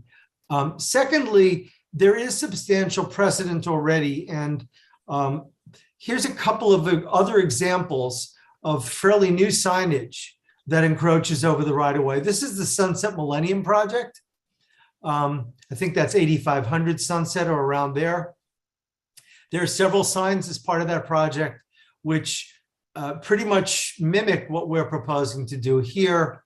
And also, as is the case in those signs, we're fairly high above the street level. The other example is the rainbow, which I think Jennifer commented on. And then there's another sign on the right here at 8912 Sunset, which also encroaches over the right of way. So there was a precedent, and I understand staff can correct me if I'm wrong, but when an encroachment is requested, there's an encroachment permit application that needs to be applied for, which we would have to do here. And in fact, as you probably know, there are encroachment permits that are allowed for other, not necessarily signage, but other projections that occur in front of buildings above the right of way. So there is precedent for that. Existing city policy allowed it. The condition of 8730 really didn't give us any alternative but to design a sign that would encroach over the right of way. And given the fact that the sign is designed to be so high above the street, ultimately, I think the commission can fairly establish that it's not going to impact the pedestrians, and it shouldn't impact drivers or others any more significantly than any billboard would on the strip. And we hope that you agree that that's the case. Other than that, I mean, we also have some images because there was some questions that were raised at the last hearing about what impacts that this new sign would have on views up and down the Sunset Strip. And so we prepared a couple of images. Here's one of them. I think ultimately our conclusion is that number one, this sign should not block any other signs. The way it's designed and the way it's situated, it will not. And secondarily, we think it fits in seamlessly with the existing sort of milieu of Sunset Boulevard. This image shows it pretty well. You've got a billboard, which is actually not ours, but in the adjacent property next door, there's the Netflix across the street. This also shows some of the approved new billboards that are going in. And we believe that the new Sunset World project will fit in well with the existing and the proposed sort of new concept of billboards that is proposed under the Sunset Boulevard signage policy. So I hope these images help some. We don't think the way it is situated, that it's going to impact views down the strip. And it was designed intentionally that way. Other than that, I do want to mention, as I think we did before, we have a number of members of the design team and the consulting team for 8730 here tonight to answer questions, including David Sadie, who is the principal of Porta 24, Trevor Bernardo, who's the lead designer on the project, Andy Powell of Lighting Design Alliance, which undertook the extensive lighting analysis that FKA also did a peer review on. And we also have Michael Brennan of Carlson Douglas Landscape Architecture. And also with us tonight is Peter Scott, representing Sunset Tower Partnership, which is the owners of the building. All of us are here to answer any questions that you may have, but we do want to thank staff for what we think was a really excellent presentation. Thank you. Thank you. We should, if there are questions of the applicant at this time, commission's welcome to ask. What I would recommend, though, is that we wait until after the rebuttal. Does anyone have immediate questions they'd like to ask the applicant? Take that as a no. All right, let's move into public comment. David, do we have anyone who would like to speak on this item tonight? Yes, we do, Chair. I received a couple public speaker requests. If there is anybody on the platform tonight with us that would like to speak, if you're on the Zoom platform, please use the raised hand feature. That'll let me know that you'd like to speak. If there's anybody calling in, just hit *9 for me from your phone, and that'll let me know, and we'll give you 3 minutes to speak. Our first public speaker will be Barry Scott. Great, thank you. And again, once you come to, I'm just going to say the mic, but it's kind of virtual. Once you come to your phone or your own mic, please just state your name and city of residence for the record. Thanks. Yes, thank you. Barry Scott on the call. Can you hear me? Yes, we can, Barry. Go ahead. You have 3 minutes. Excellent. So I did review the documentation listed in the agenda item, and I'm still very unsettled about the proposal as it stands in its revised form. I think I'd like to point out to the Commission's attention in their first Exhibit A, item 10.3, which recites the development agreement does not adversely affect the comfort, health, peace, or welfare or valuation of property of persons residing or working in the vicinity of the proposed development. And I think clearly that this proposal is in contradiction to that statement. Then I'd like to move to the illumination and glare study that was included in this submission. Page 8 of that section, where they show that they've made their analysis 450 feet to the north of the facade, and we are just beyond that, and there's no reasonable claim that can be made to say that the people just beyond that 450 feet are not going to be significantly impacted with a tremendous volume of invasive digital lighting. And I am further concerned about the format, which means that all night long this is going to be showing different images.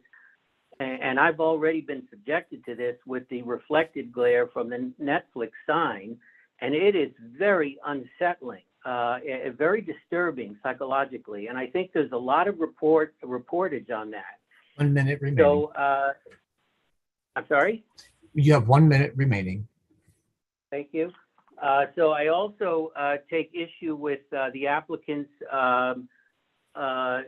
statement that this is that the opposition to these signs have been going on for 30 years. No, This is a situation that is specifically related to the digital signage and the light emission. And there is a tremendous groundswell of opposition to this, and the city is aware of it. And if they just disregard that and irresponsibly approve this sign, which has many transgressions, including the Sunset Pacific plan and the enlargement to the sign area, I think this application will not bear up under scrutiny. It can be disallowed. Thank you. Thank you, Barry. And Chair, it looks like nobody else has signed up to comment on this item. So it looks like we are all clear for public comments. Okay, I'll just wait a second if there's anybody else who wants to speak, but I think if not, then we can move into the applicant's rebuttal. Again, if you're on the platform and do want to speak, please indicate that on your keypad. I'm sorry, Chair. Hi, Lynn Huppener-Garner. Funkiness going on here with my login, so I'm sorry for chiming in inappropriately. But I would like. Okay, go ahead. Oh, please go ahead. Okay, thank you. Sorry, first of all, I digress, and I want to thank all of you for your very kind words. It means a lot to me. I've really enjoyed working with all of you, and as you can probably tell, I'm not gone anywhere. My name is Lynn Huppener-Garner, and I am a resident of the city of West Hollywood, and I would like to speak on this item. First of all, I'd like to thank the applicant for a substantially improved base of this design. I think it's going to be much more functional, but I would ask you to all look at the reflectivity of the material with headlights coming at that shiny reflective base, what that could do in terms of lighting and glare and potentially impacting public safety by making that a more matted environment. You could even really etch that base in a way to make it look organic and make it fit in better. I think it would be much better for everyone. Number two, the border is advertising space. Chair Jones, I think I can speak to you as an expert in marketing. You don't buy ad space in a magazine and have a border in your ad without paying for that space. It's part of the design, it's part of the environment. I was reading the LA Times today about the new Angeline movie, and I flashed to that billboard. You are not going to put up a Angeline billboard with everything hot pink, including the Corvette, without wanting a hot pink border. That becomes part of the advertisement, and it should be addressed as such in terms of what is the square footage of this thing. More importantly, though, I'd really like to speak to the development agreement. And as you all know, I've spoken about this many times in previous billboards. Having a flat 3% increase in the fees per annum, as I said before, in inflation environments change, and boy, have they changed just in the past 6 months.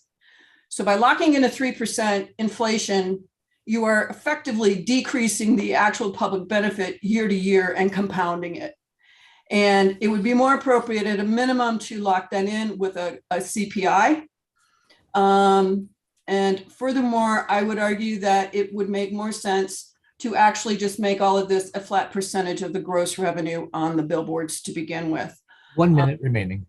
And there's a lot of other components. And I think as Commissioner Lombardi brought up, the discussion of the improvements to the crosswalks, while it's in the resolution, is not addressed at all in the development agreement. So if it's not in the development agreement and there is no calculation of it, I'm not sure how that's addressed, unless that's in some generic component. I really do believe that the development agreement needs some significant work. And thank you for your time. Thank you, Lynn. And Chair, I believe that is our last public speaker. Sorry, thank you. I was unmuted. I believe we can move into the applicant's rebuttal at this time. You will have 5 minutes should you need that many minutes. Thank you again to the members of the community. We certainly understand the concerns of our neighbors, and it's our intent to continue to work with the city and our neighbors to make sure that the sign does not negatively impact on their way of life up the hill. We hope it won't. We hope especially too, given the design of this sign, which is actually curved and primarily will be facing east and west and not north to the hills. Hopefully it will have less impact in that way. With respect to my neighbor, Lynn Hoopengarner's comment about the finish that will be used on the base of the sign. Yes, the intent has been that that metal will be a matte finish that will not be as reflective. That's what our intent is here. The imagery that you see may not reflect that, but that is our intent. If the commission would like to reference that somewhere in the language of the approvals, that would be fine with us. But that is clearly the intent. If that would be the case. As far as the border to the East Digital face, the intent of that was actually from the city. It came from the city that they asked us to add the border to define the ad space. And I think that's our understanding of why it's there. Our only desire here was to have it more flexible and interesting as long as they're going to be a border versus just a flat, solid color that's constant. I hope that you all agree that there's more interest but we do not see it as part of ad copy. It's not part of the design. It'll hopefully contrast the design and therefore frame it, the ad space. Those are really the comments that we have. I mean, if there are any other questions from any of the commissioners to any of the team, we're here to respond, and thank you again. Thank you. Before I close the public comment portion of the hearing, I would like to open up the floor for commissioners to ask questions of the applicant, should they have any. Does anyone have questions for the applicant at this time? Commissioner Dutta. Thank you. I just had one question, Mark, and I know we discussed this when we had our Zoom call previously. It just had to do with when looking at the sign from across the street directly at it, with the east facing sign and the west facing sign, with there being a gap when you look at it head on, will you be able to see behind that, behind either sign and the mechanicals behind that? Will that be something that's visible if you're looking at it from that perspective? Right. Yes, and maybe Trevor, you can bring up an image, maybe the first image from your slides that just shows the view of the sign from across the street. But yes, there is a fairly, actually fairly small gap between the east and west face. And yes, in fact, you will be able to see inside the gap. What we understand is what will be seen is going to be fairly minimal and would be interesting to view because it's structural elements of the sign itself and just minimally viewable or visible, I should say, to either drivers or pedestrians. Trevor or anyone on our team, do you have anything else to say there, Trevor? Mark, I think what I would just add to that, this is on the northern portion of the facade. So it's going to be shaded throughout the day in a much darker area. And all of the elements behind the sign will be painted black. So they will disappear almost completely. Got it. Thank you. That's my only question. Great, thank you. Any other questions for the applicant at this time?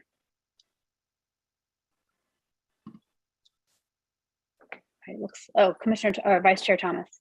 Thank you, Chair.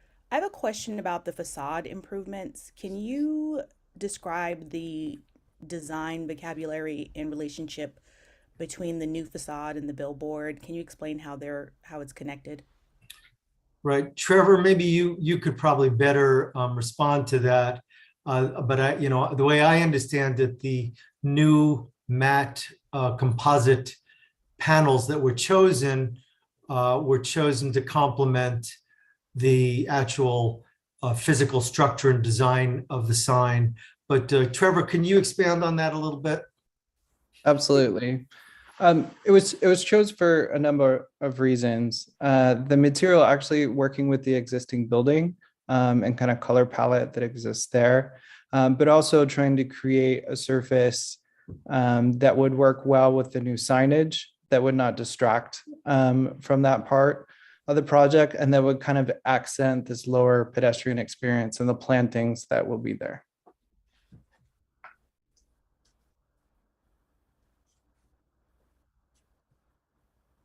Okay.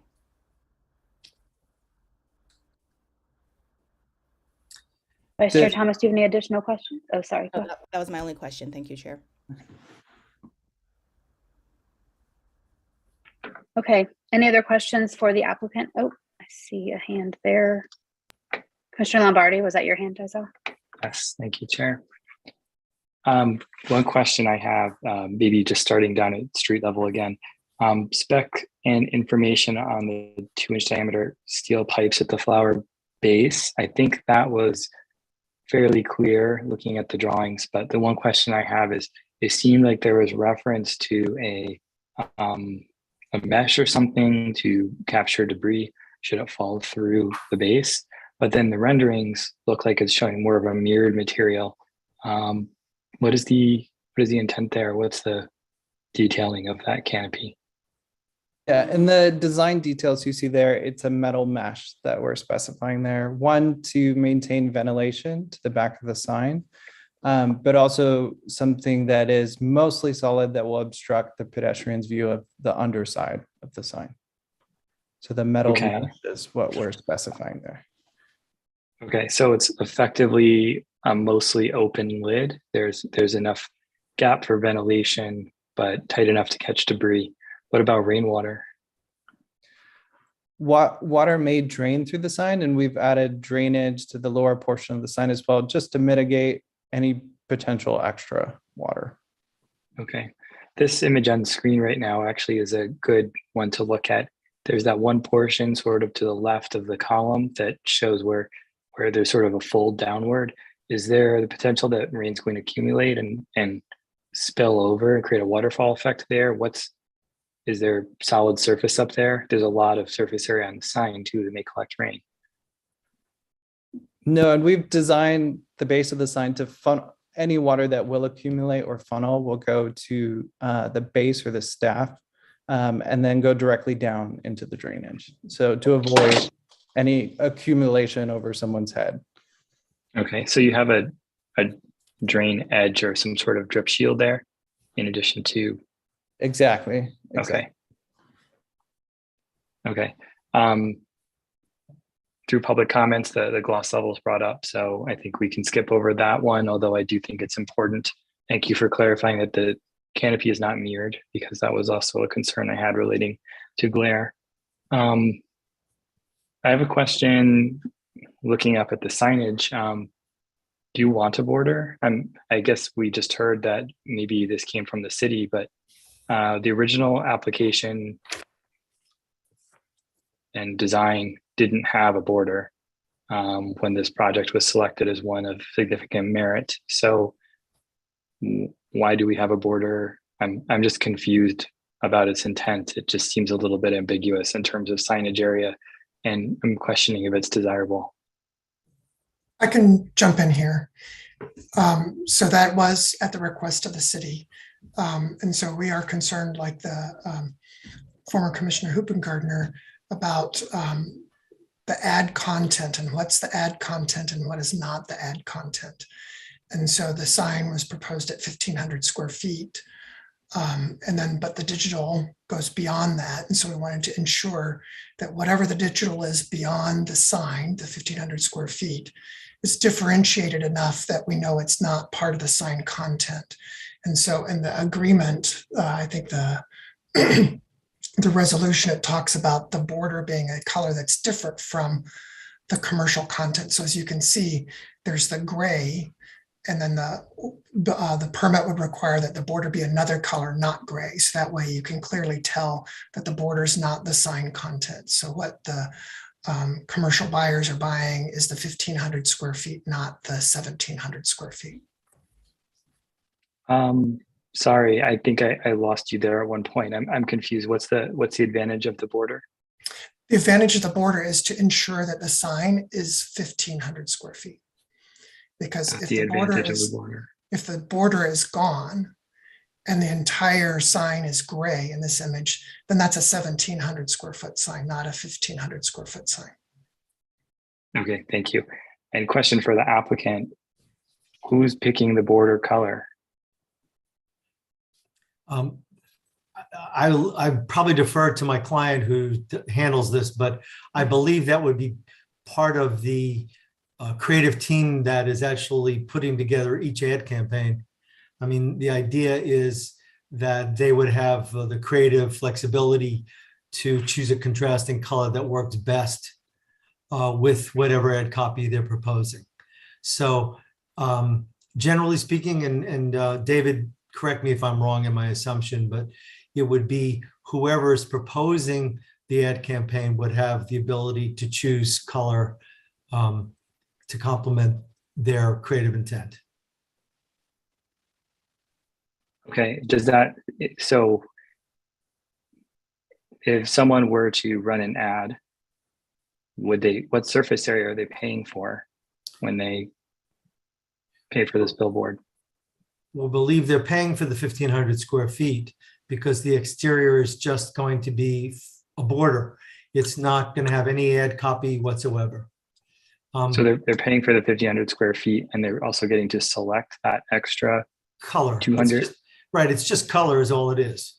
It's not ad content at all. It's just a border that can be different colors because that's the digital allows it to be different colors to better complement the ad copy.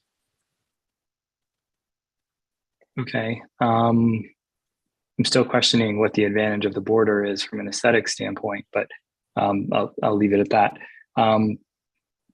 Another question I have, there was in public comments, Barry noted some questions or concerns about light level at 400 or so feet away from the signage. And I would appreciate if there could be an explanation of where the calculation points were taken. My understanding is that they were to be taken at the edge of the most nearby properties at the property line. Maybe we need clarification on that for public. Maybe Andy Powell and or Francis Craig could comment to that. Andy, do you have anything? You took those initial readings, correct? Maybe you can explain how those distances were determined. Andy, are you there? Sorry, I was on mute. Can you repeat the specific question? Well, the question is, well, the Commissioner Lombardi is asking about how the decision was made to choose where you took your light readings up the hill from. And Commissioner Lombardi, feel free to correct me if I'm wrong, if you want to better state your question. Sure, just to clarify or add to that. The public was asking why the readings were taken at such a close distance and questioned whether they were being taken at a distance that was appropriate for what they were seeing. And I understand that there is some language about light levels at the nearest property lines of residentially zoned areas. So maybe you can help explain where the readings were taken. Yeah, so I'm not 100% sure which numbers you're talking about, but I'll address two things. One is the readings that we took, the measurements that we took of the existing signs up and down Sunset Boulevard. Those are measuring the brightness of signs, of all the different signs. And those, the brightness isn't really dependent upon distance. In other words, I could be 50 feet away or 100 feet away, and the brightness of the sign measures the same amount. It's a little harder when you're really far away because the light meter has a very small circle in the middle when you look in the viewfinder of the area that it's taking a measure of.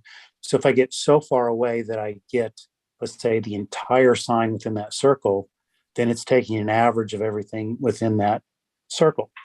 But if I get close enough to that sign, I can actually take measurements of a white portion of the sign versus a red portion of the sign versus a black portion of the sign. And so that's how we were able to measure the maximum brightness of each sign. We were measuring the white portions, for example, of each sign. But actually, if you look in our measurements, we took measurements of all different colors, just to be thorough. Now, the calculations that we made to calculate the foot candles at the nearest property lines, if that's what the question was addressing, those are calculations based on the brightness of the sign and the distance of that sign from those property lines. And in the case of measuring foot candles or the amount of light that lands on a surface, that is very much dependent upon distance. The further you are away, the light level drops. So it's very logical then for us, if we're looking at the sensitive receptors along, or the sensitive properties along Sunset Boulevard, to calculate the impact at the nearest property lines, because all the properties up the hill further from that are going to be less impacted. They're going to get less foot candles landing on their properties than the ones that are the closest to the sign. So we did we picked 3 of the closest properties. I think one of them was about 285 feet away. That was the closest one. We also did the one 450 feet away up at 1225 Sunset Plaza, really only because that one was the resident of the gentleman that spoke earlier that was impacted by the reflection off the building. And you can see in the numbers that his numbers are much lower. Okay, thank you. Sounds like you addressed these concerns and appropriate distances for these measurements. Do you agree? I'm sorry, you're asking if I agree? Yes. Yes. Yes. Okay. Thank you. And that's my last question. Great, thanks, Commissioner Lombardi. Anybody else have questions on commission for the applicant?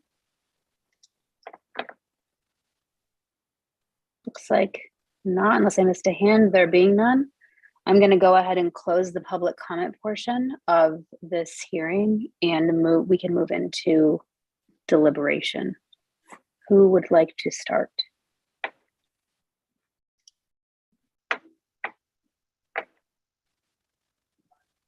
I already told you I'm going last, so.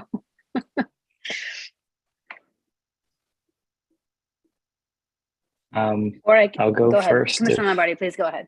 Okay. Just to get the discussion started. So, all right, I'm going to perhaps jump around here a little bit. The main question or concern I have is that this signage is large, and it seems to me like it's more than 1,500 square feet. So I'm wondering, why don't we just call it what it is? Why don't we reference that in the language too? I'm not sure if there's a true impact on, what that really means, if it's 1,500 or 1,753 in terms of policy at the end of the day, because we might be seeing other signage elements that are larger than 1,500 square feet anyway. So I'm just kind of concerned that this border has appeared and isn't necessarily providing any aesthetic benefit, but rather is creating some confusion. Totally in the applicant's hand what they want, but it seems silly to me. And I also wonder, if we really are hung up on the square footage of the signage, could it not just be shrunk a little bit? I don't think it would have a substantial impact to the sizing of the sign. So those are kind of the bigger things that I'm thinking about, that I'm really concerned about, and would love to hear from other commissioners, because it really does put me on the fence in terms of how this is handled from a policy standpoint and what it may mean moving forward. So that's the big one for me. I think the design is an improvement. I think the base is okay. There's some things I miss about the green wall, but I understand that there were some challenges with making that successful as well.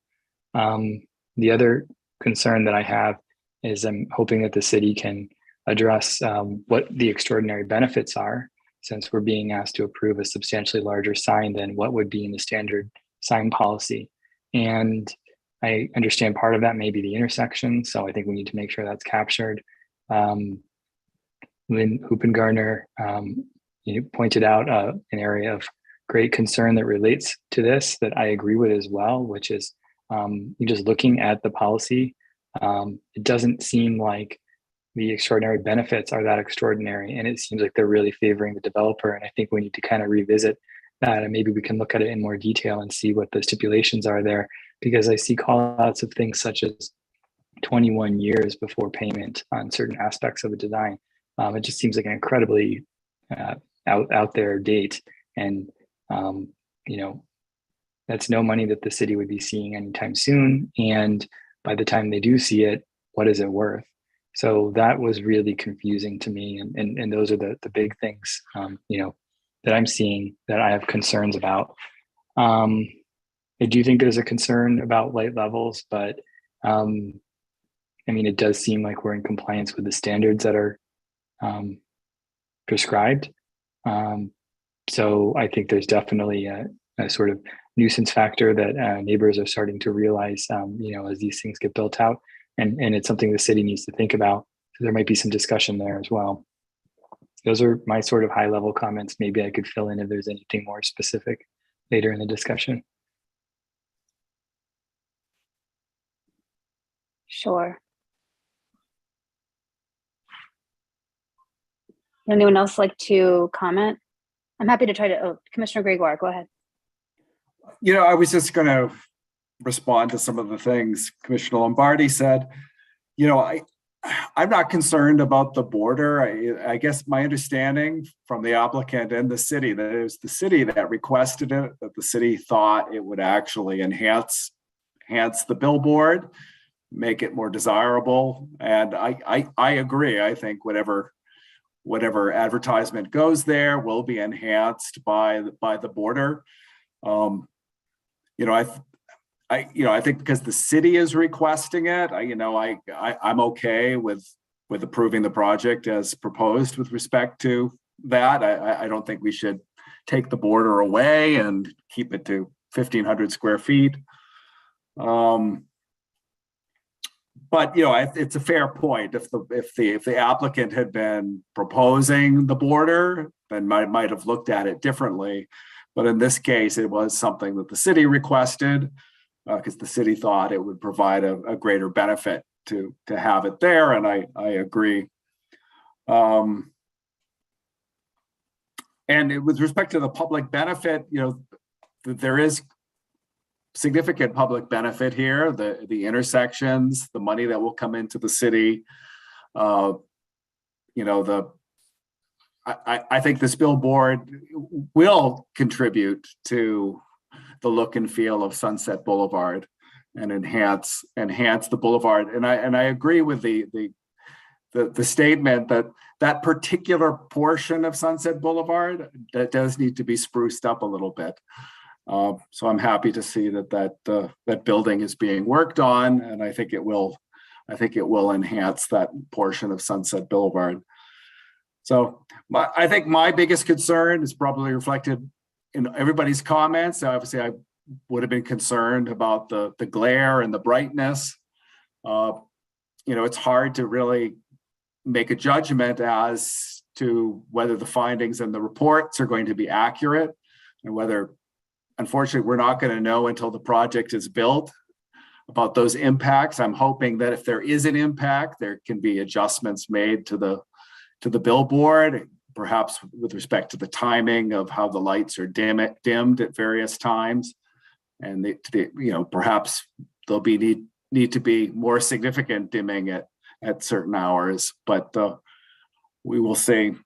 So overall, I wasn't involved in the discussions of the project in December, but it seems to me that the applicant has been responsive to the concerns raised by the commission at that time, and I'm prepared to support the project. Great. Vice Chair Thomas. Thank you, Chair. First, I commend the applicant for the efforts to address the concerns from our previous meeting regarding the vertical green garden wall, but the new base of the billboard seems to have no relationship to the building, which seems like a missed opportunity. And the facade improvements give the building a slightly more updated look, but the sign is the same, the windows are the same, and I understand that aesthetics are subjective, but initially I was having a hard time accepting that this project is providing enough extraordinary benefit to warrant a project of this size, but I actually agree with staff's assessment that the intersection improvements warrant enough of an extraordinary benefit. I also agree with Commissioner Lombardi and Lynn Hoopengarner that the border is in fact advertising space, since brand colors are important to advertisers. And I'm just interested in hearing from my other two commissioners on their thoughts about this project before I make a final decision. Commissioner Dada. Thank you. So I also want to commend the applicant for addressing all of the concerns that were brought up back in December, whether the responses to each of the concerns is to the satisfaction of all of the commissioners is up for debate, but at least there was an attempt made to address the major aspects of the project that were concerning. This was no minor redesign. This was certainly which I can imagine is why there's been so much time in between the public hearings for this project.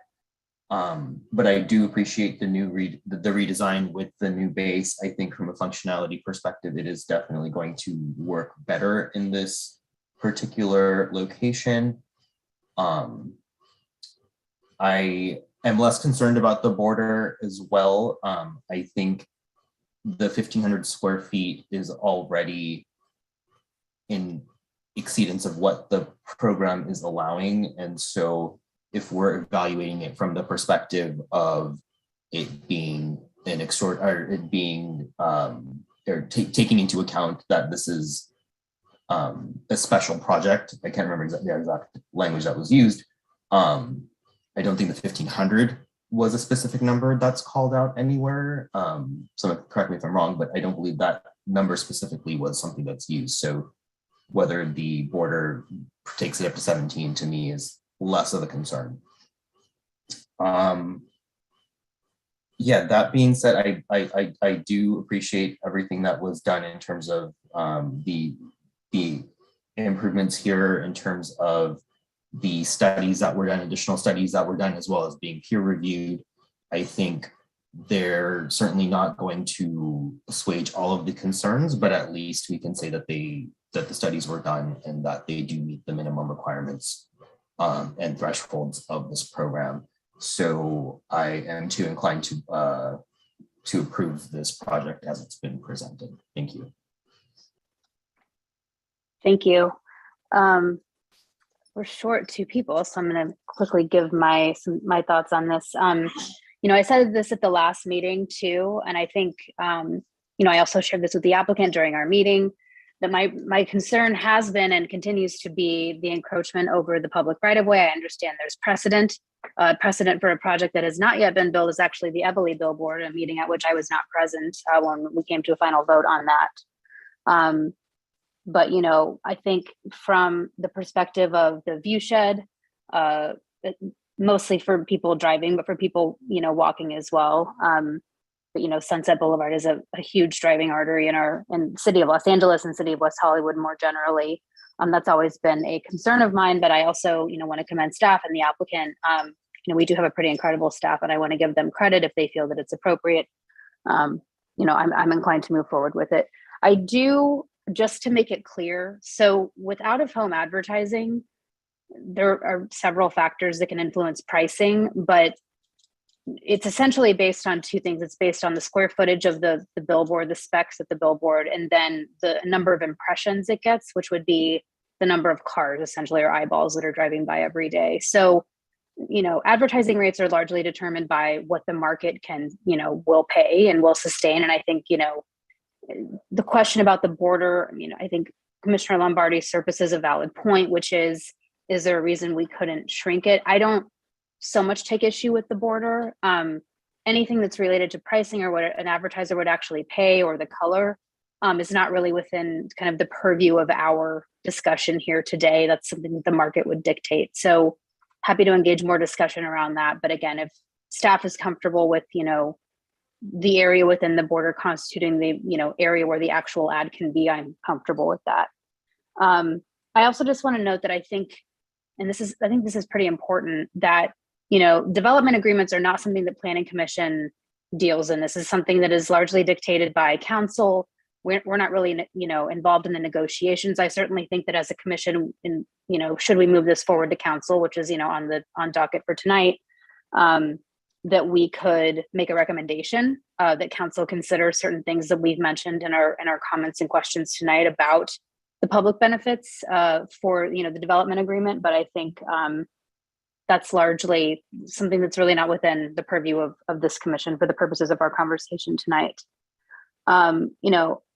I will also say that personally, and I've said this since, you can go back to my comments at SASE, but I really liked the design the way that it was the first time. I hope that's not incredibly annoying to the applicant. I do appreciate the amount of effort that's gone into it. And, it's not just my call. We've had input from the community and from staff and from the commission about the design.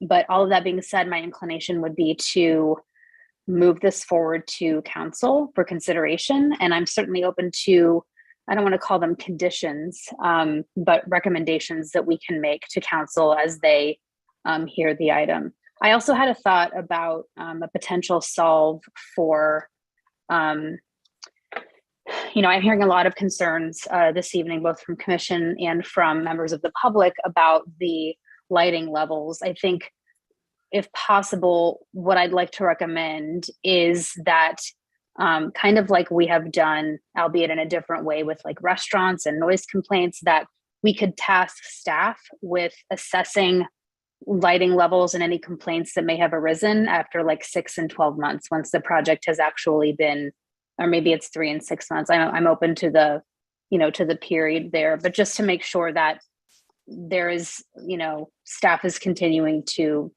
be able to hear from the public in a real kind of enforceable way once the project has actually gone up. I don't know if my fellow commissioners would be open to that, but that is something that I'd like to recommend.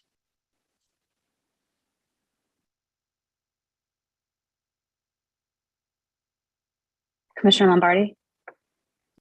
Sure. Thank you, Chair. I would be open to that. I think it makes sense. There may be some provisions already. I think there was a reference to 3 years, but maybe staff could confirm what is or isn't provisioned, and it may make sense to have a quick review shortly after installation of the signage, such as 3 months, given the size of it and the fact that it is deviating more from the sunset signage policy in the sense that it's much larger than some of the signs that were anticipated. Is now a good time to note a couple other thoughts or ideas I have? Sure, please go ahead. And then we can see if, I don't know, we do take a straw poll or no one else agrees, and I guess it's just me. I do want to make sure that we find and identify if there's reference to crosswalks as a public benefit, that's captured. So maybe staff can check on that. But then the other elements that were touched upon included the reflectivity of the post and the canopy, and may be worth noting that that is to be a matte finish to reduce potential reflection and hazard from cars. If other people are open to that, I'd be curious to hear if you feel that's important. And then I do agree with maybe providing some recommendations to City Council with regards to public benefit, and maybe some adjustments to that, such as adjusting the benefits to relate to the consumer price index as opposed to just a flat 3%, and maybe look at this idea of the delayed start time in terms of when those benefits kick in as well. And that is it. Mr. Leonard, it looks like you have your hand raised. Do you want to say something? Yeah, I can address. So we looked at the development agreement regarding the crosswalks, and then I can address some of the financial components that have come up as well. So the improvements to the crosswalk are currently referenced in the resolution. They're not referenced in the development agreement. We should add those into the development agreement. So that would be a good recommendation to come from the commission, that between this time, if it is the commission's desire to approve this tonight, that between this and the city council hearing, that we add a section to the public benefit component of the development agreement, specifically referencing the intersection and crosswalk improvements. Regarding some of the financial terms, so we have negotiated a number of billboard agreements on the Sunset Strip in the past. The 3% increase each year, when compounded over the 30 years, is actually a pretty significant increase.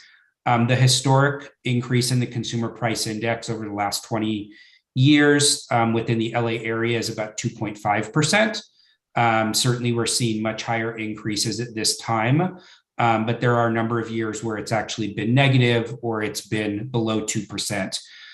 So we've found that the 3% is actually pretty aggressive, and a number of the billboard companies really push against that. And we've pushed for the 3% because that 3% each year really increases us and improves that amount each year. In terms of the deferral out into the later years, ultimately, there's a lot of components within the financial negotiation within these agreements. We really look at the bottom line number each year, starting from year 1 all the way to year 30, and want to be comfortable with that bottom line number that we see each year, whether that includes certain credits or adjustments. We will increase the actual base amount to get to where we need to be. So pushing out some of the payments for the first few years allows the applicant to recoup capital costs. That's one of the biggest comments we hear from the applicants many times. So allowing some credits in the first years that are then repaid in the out years. But ultimately, we are comfortable with this public benefit in terms of the financial amount because of various different components that are there, and also compared to other signs on the Sunset Strip. We feel this is a good financial compensation for the city. Thank you. Chair, if it's appropriate, could I ask one or two clarifications on that too? Thank you. So I'm just looking at item 4.1.1 in the development agreement, Exhibit A. So the 3% increase, it doesn't commence until the 5th year. Is that correct? So I understand the aggregate could be higher than the CPI over 30 years, but really there's 5 years with flat 0 increase. And that was a part of the financial negotiation with the applicant to try to allow them to recoup some of the construction costs and the capital expenses at the beginning. So that was similar to the deferment of a portion of the annual payment in the first 5 years. Okay, and then there's also right below that, there's a public pay city. Okay, never mind. That's a question I think I've answered here. And then there's the 4.1.1.4 deferred public benefit payment. Is that kicking in the 21st year? So that is a deferred public benefit payment in the first 5 years. So that's part of that's an additional part of the way to recoup capital. And so what it is we've deferred a portion of the revenue payment to the city for the first 5 years. And in some agreements, we just defer payments, or we decrease the amount for the first 5 years. And in some agreements, it's not recouped at the end. This is actually being recouped at the end. So we're lowering the payment in the first 5 years that the applicant is owed to the city with the understanding of the capital costs, but then they've agreed to repay an equal amount at the end years. Okay, and there's no interest and there's no adjustment. It's just inflation. That's correct. It's just a value in the future. Yeah. Okay. And similar, we do look at all these different components in each financial agreement, like I said, and we really try to look at the bottom line numbers that we receive each year and the total that we receive over the life of the project. And we compare that to what we are receiving for other signs and other agreements on the Sunset Strip, and try to make them comparable. So while the terms may look different on different agreements, because each sign and each property and each applicant is unique, we really do try to get the overall financial picture to be similar on each sign. Okay, I understand that. And I'm kind of eyeing this more specifically because this is being considered an alternative project that is going above and beyond size and scale of the typical project.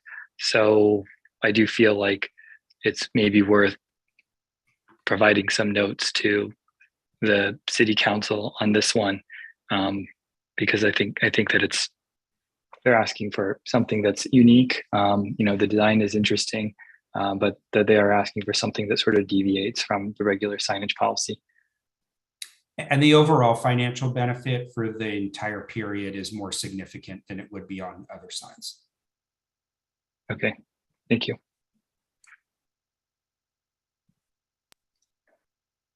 So I just want to do a quick kind of pulse check here. It sounds like a majority of us, a small majority of us, are inclined to move this forward, but I do want to be sensitive to some of the conditions and recommendations that we've set forth. Commissioners Lombardi and Thomas, would you feel comfortable with moving this forward to City Council, given the terms that we've discussed regarding, recommendations about Mr. Leonard's recommendation about making sure that the crosswalks are included in the public benefits for the DA? I would, Chair. I would as well. And then I'd be curious about some of the other elements that we discussed and which ones we feel are warranting or not. Sure. Commissioner Lombardi, I feel like you've had a ton of questions about these. Would you mind just kind of enumerating those? I'm going to write them down so that I can make a motion should time come. That would be great. This is from my notes. So there's other commissioners that have anything or want to clarify. This one was from you, Chair, I believe. Recommend the light levels are reviewed at something like 3, 6, and 12 months. Then we talked about reflectivity around the base and canopy of the signage element, ensuring that it's a matte finish and not a distracting or glare issue for vehicular traffic. We talked about the crosswalk. That was the other one. And then did we get potentially recommendation that City Council look at public benefits to make sure they're in alignment with this particular project, given that it's an extraordinary project in terms of what it is? Yeah, I think we certainly can. Okay.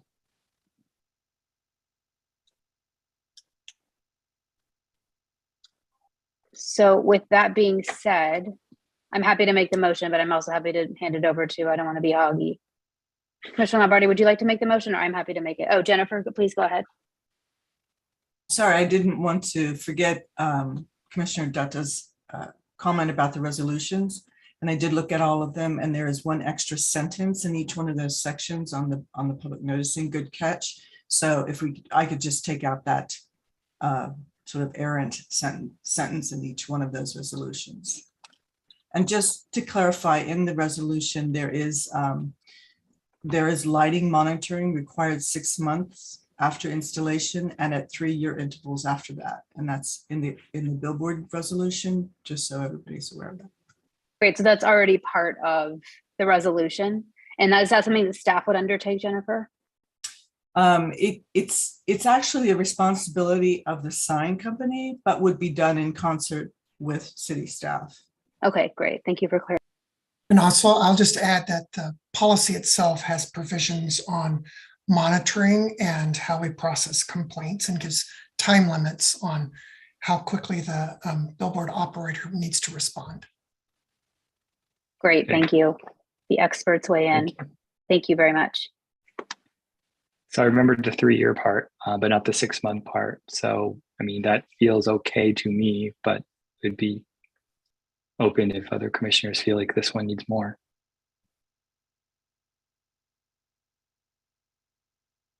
I'm And comfortable. I'll just also please, just jump Thomas. in that it's slightly different than, when we put these conditions on restaurants, that we have a tool that we can go out and measure it, and then we can call the operator and they can usually fix it pretty quickly.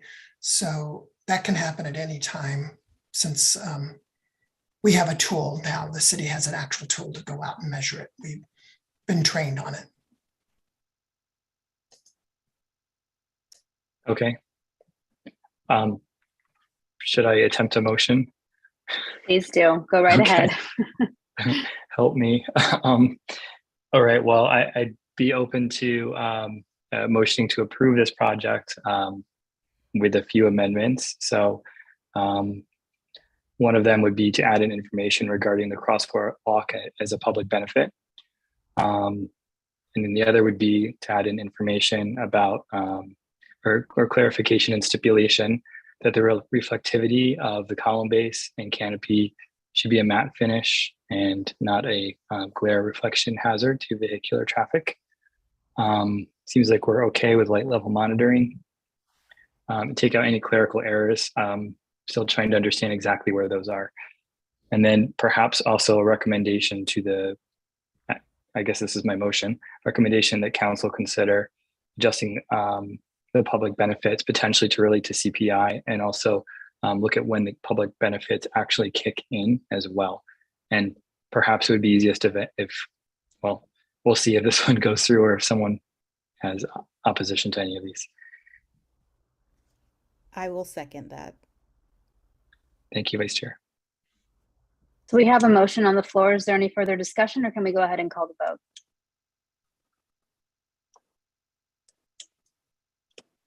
All right.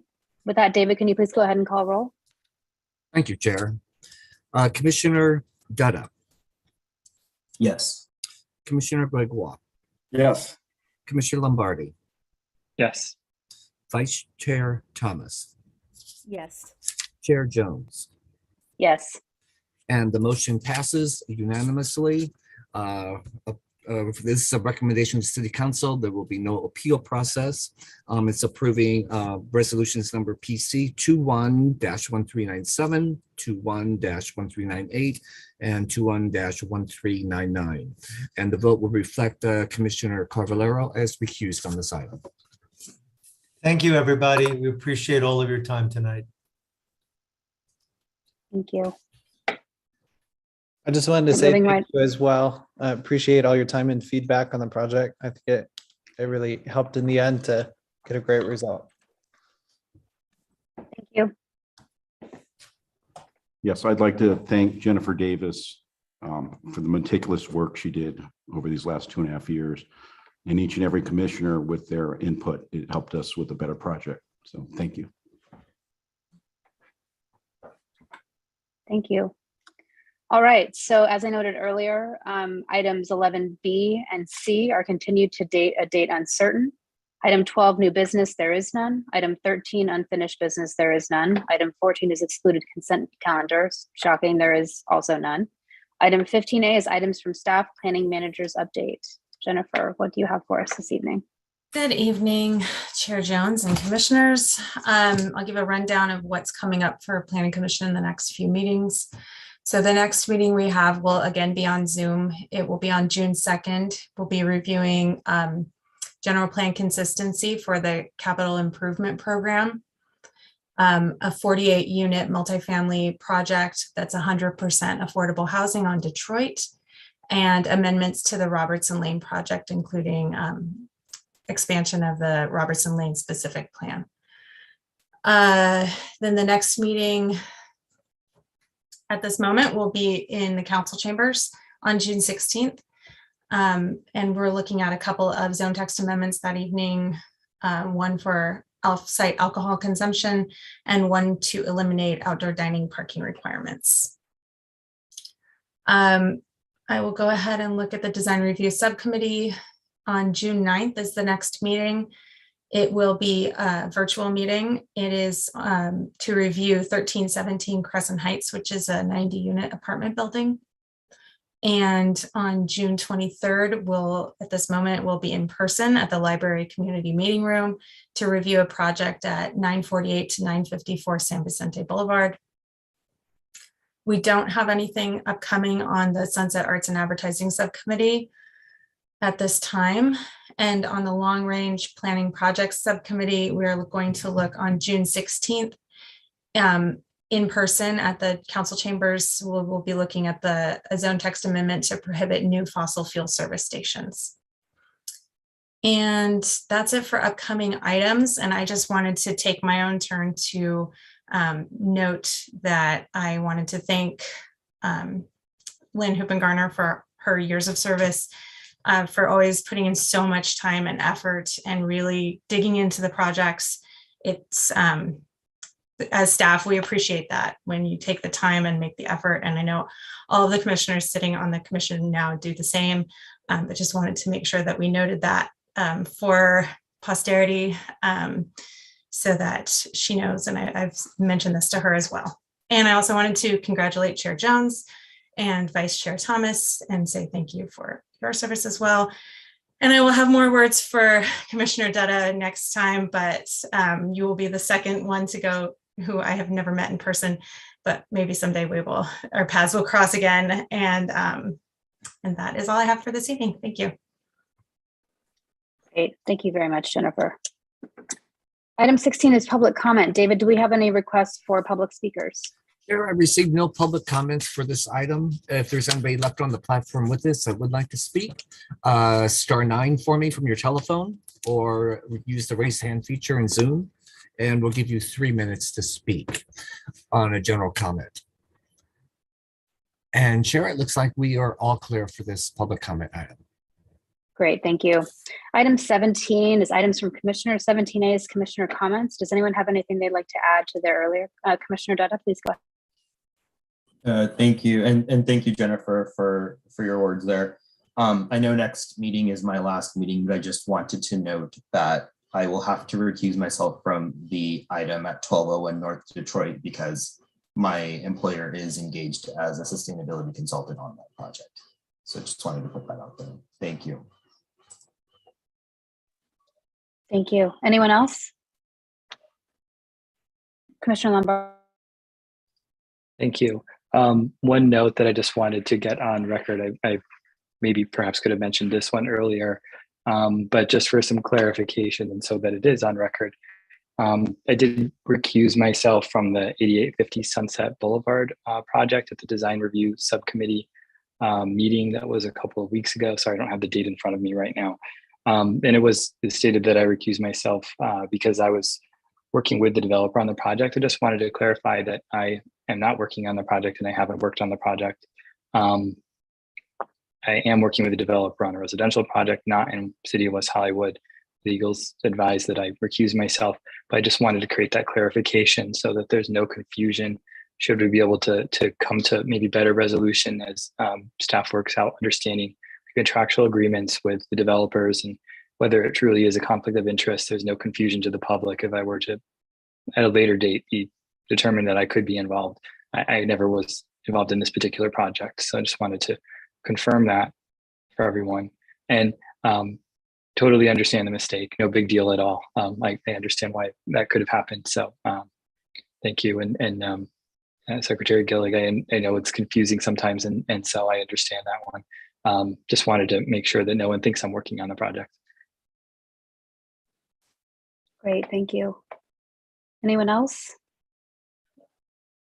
A quick note, I would be remiss if I did not congratulate Vice Chair Thomas on her nomination and election as Vice Chair. I'm very much looking forward to working with you and just to all of you for placing your trust in me and in us.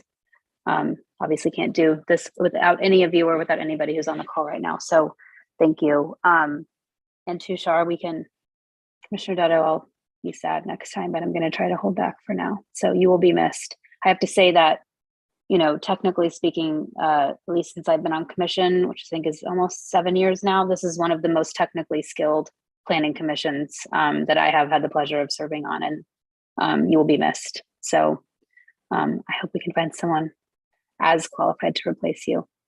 Item 17B is subcommittee management. I believe the subcommittees will stay as they are for right now.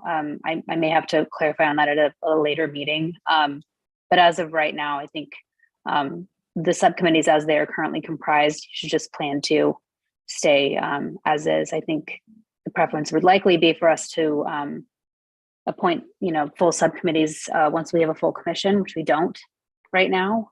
So stay tuned. I think hope to have an update at the next meeting for that. And well, I should note, does anybody have any, Commissioner Lombardi, please go ahead. Or just one item to note for Ms. Alkire as a reminder in case the Crescent Heights project. I think I'm outside of the range of that project, but it's coming up on the design review subcommittee. So just a reminder, if there's any questions there, if you need clarification on my end, and I'd love confirmation that there's no conflict there, since right now it's a subcommittee of 2 and a residential project. Great, thank you. All right, well, with that, I will move to adjourn this meeting. We will re-adjourn on Thursday, June 2nd, a regularly scheduled meeting at 6:30 p.m. And my AirPods are dying, everyone, so good night. Thank you. Night. Thanks, everyone. Good night.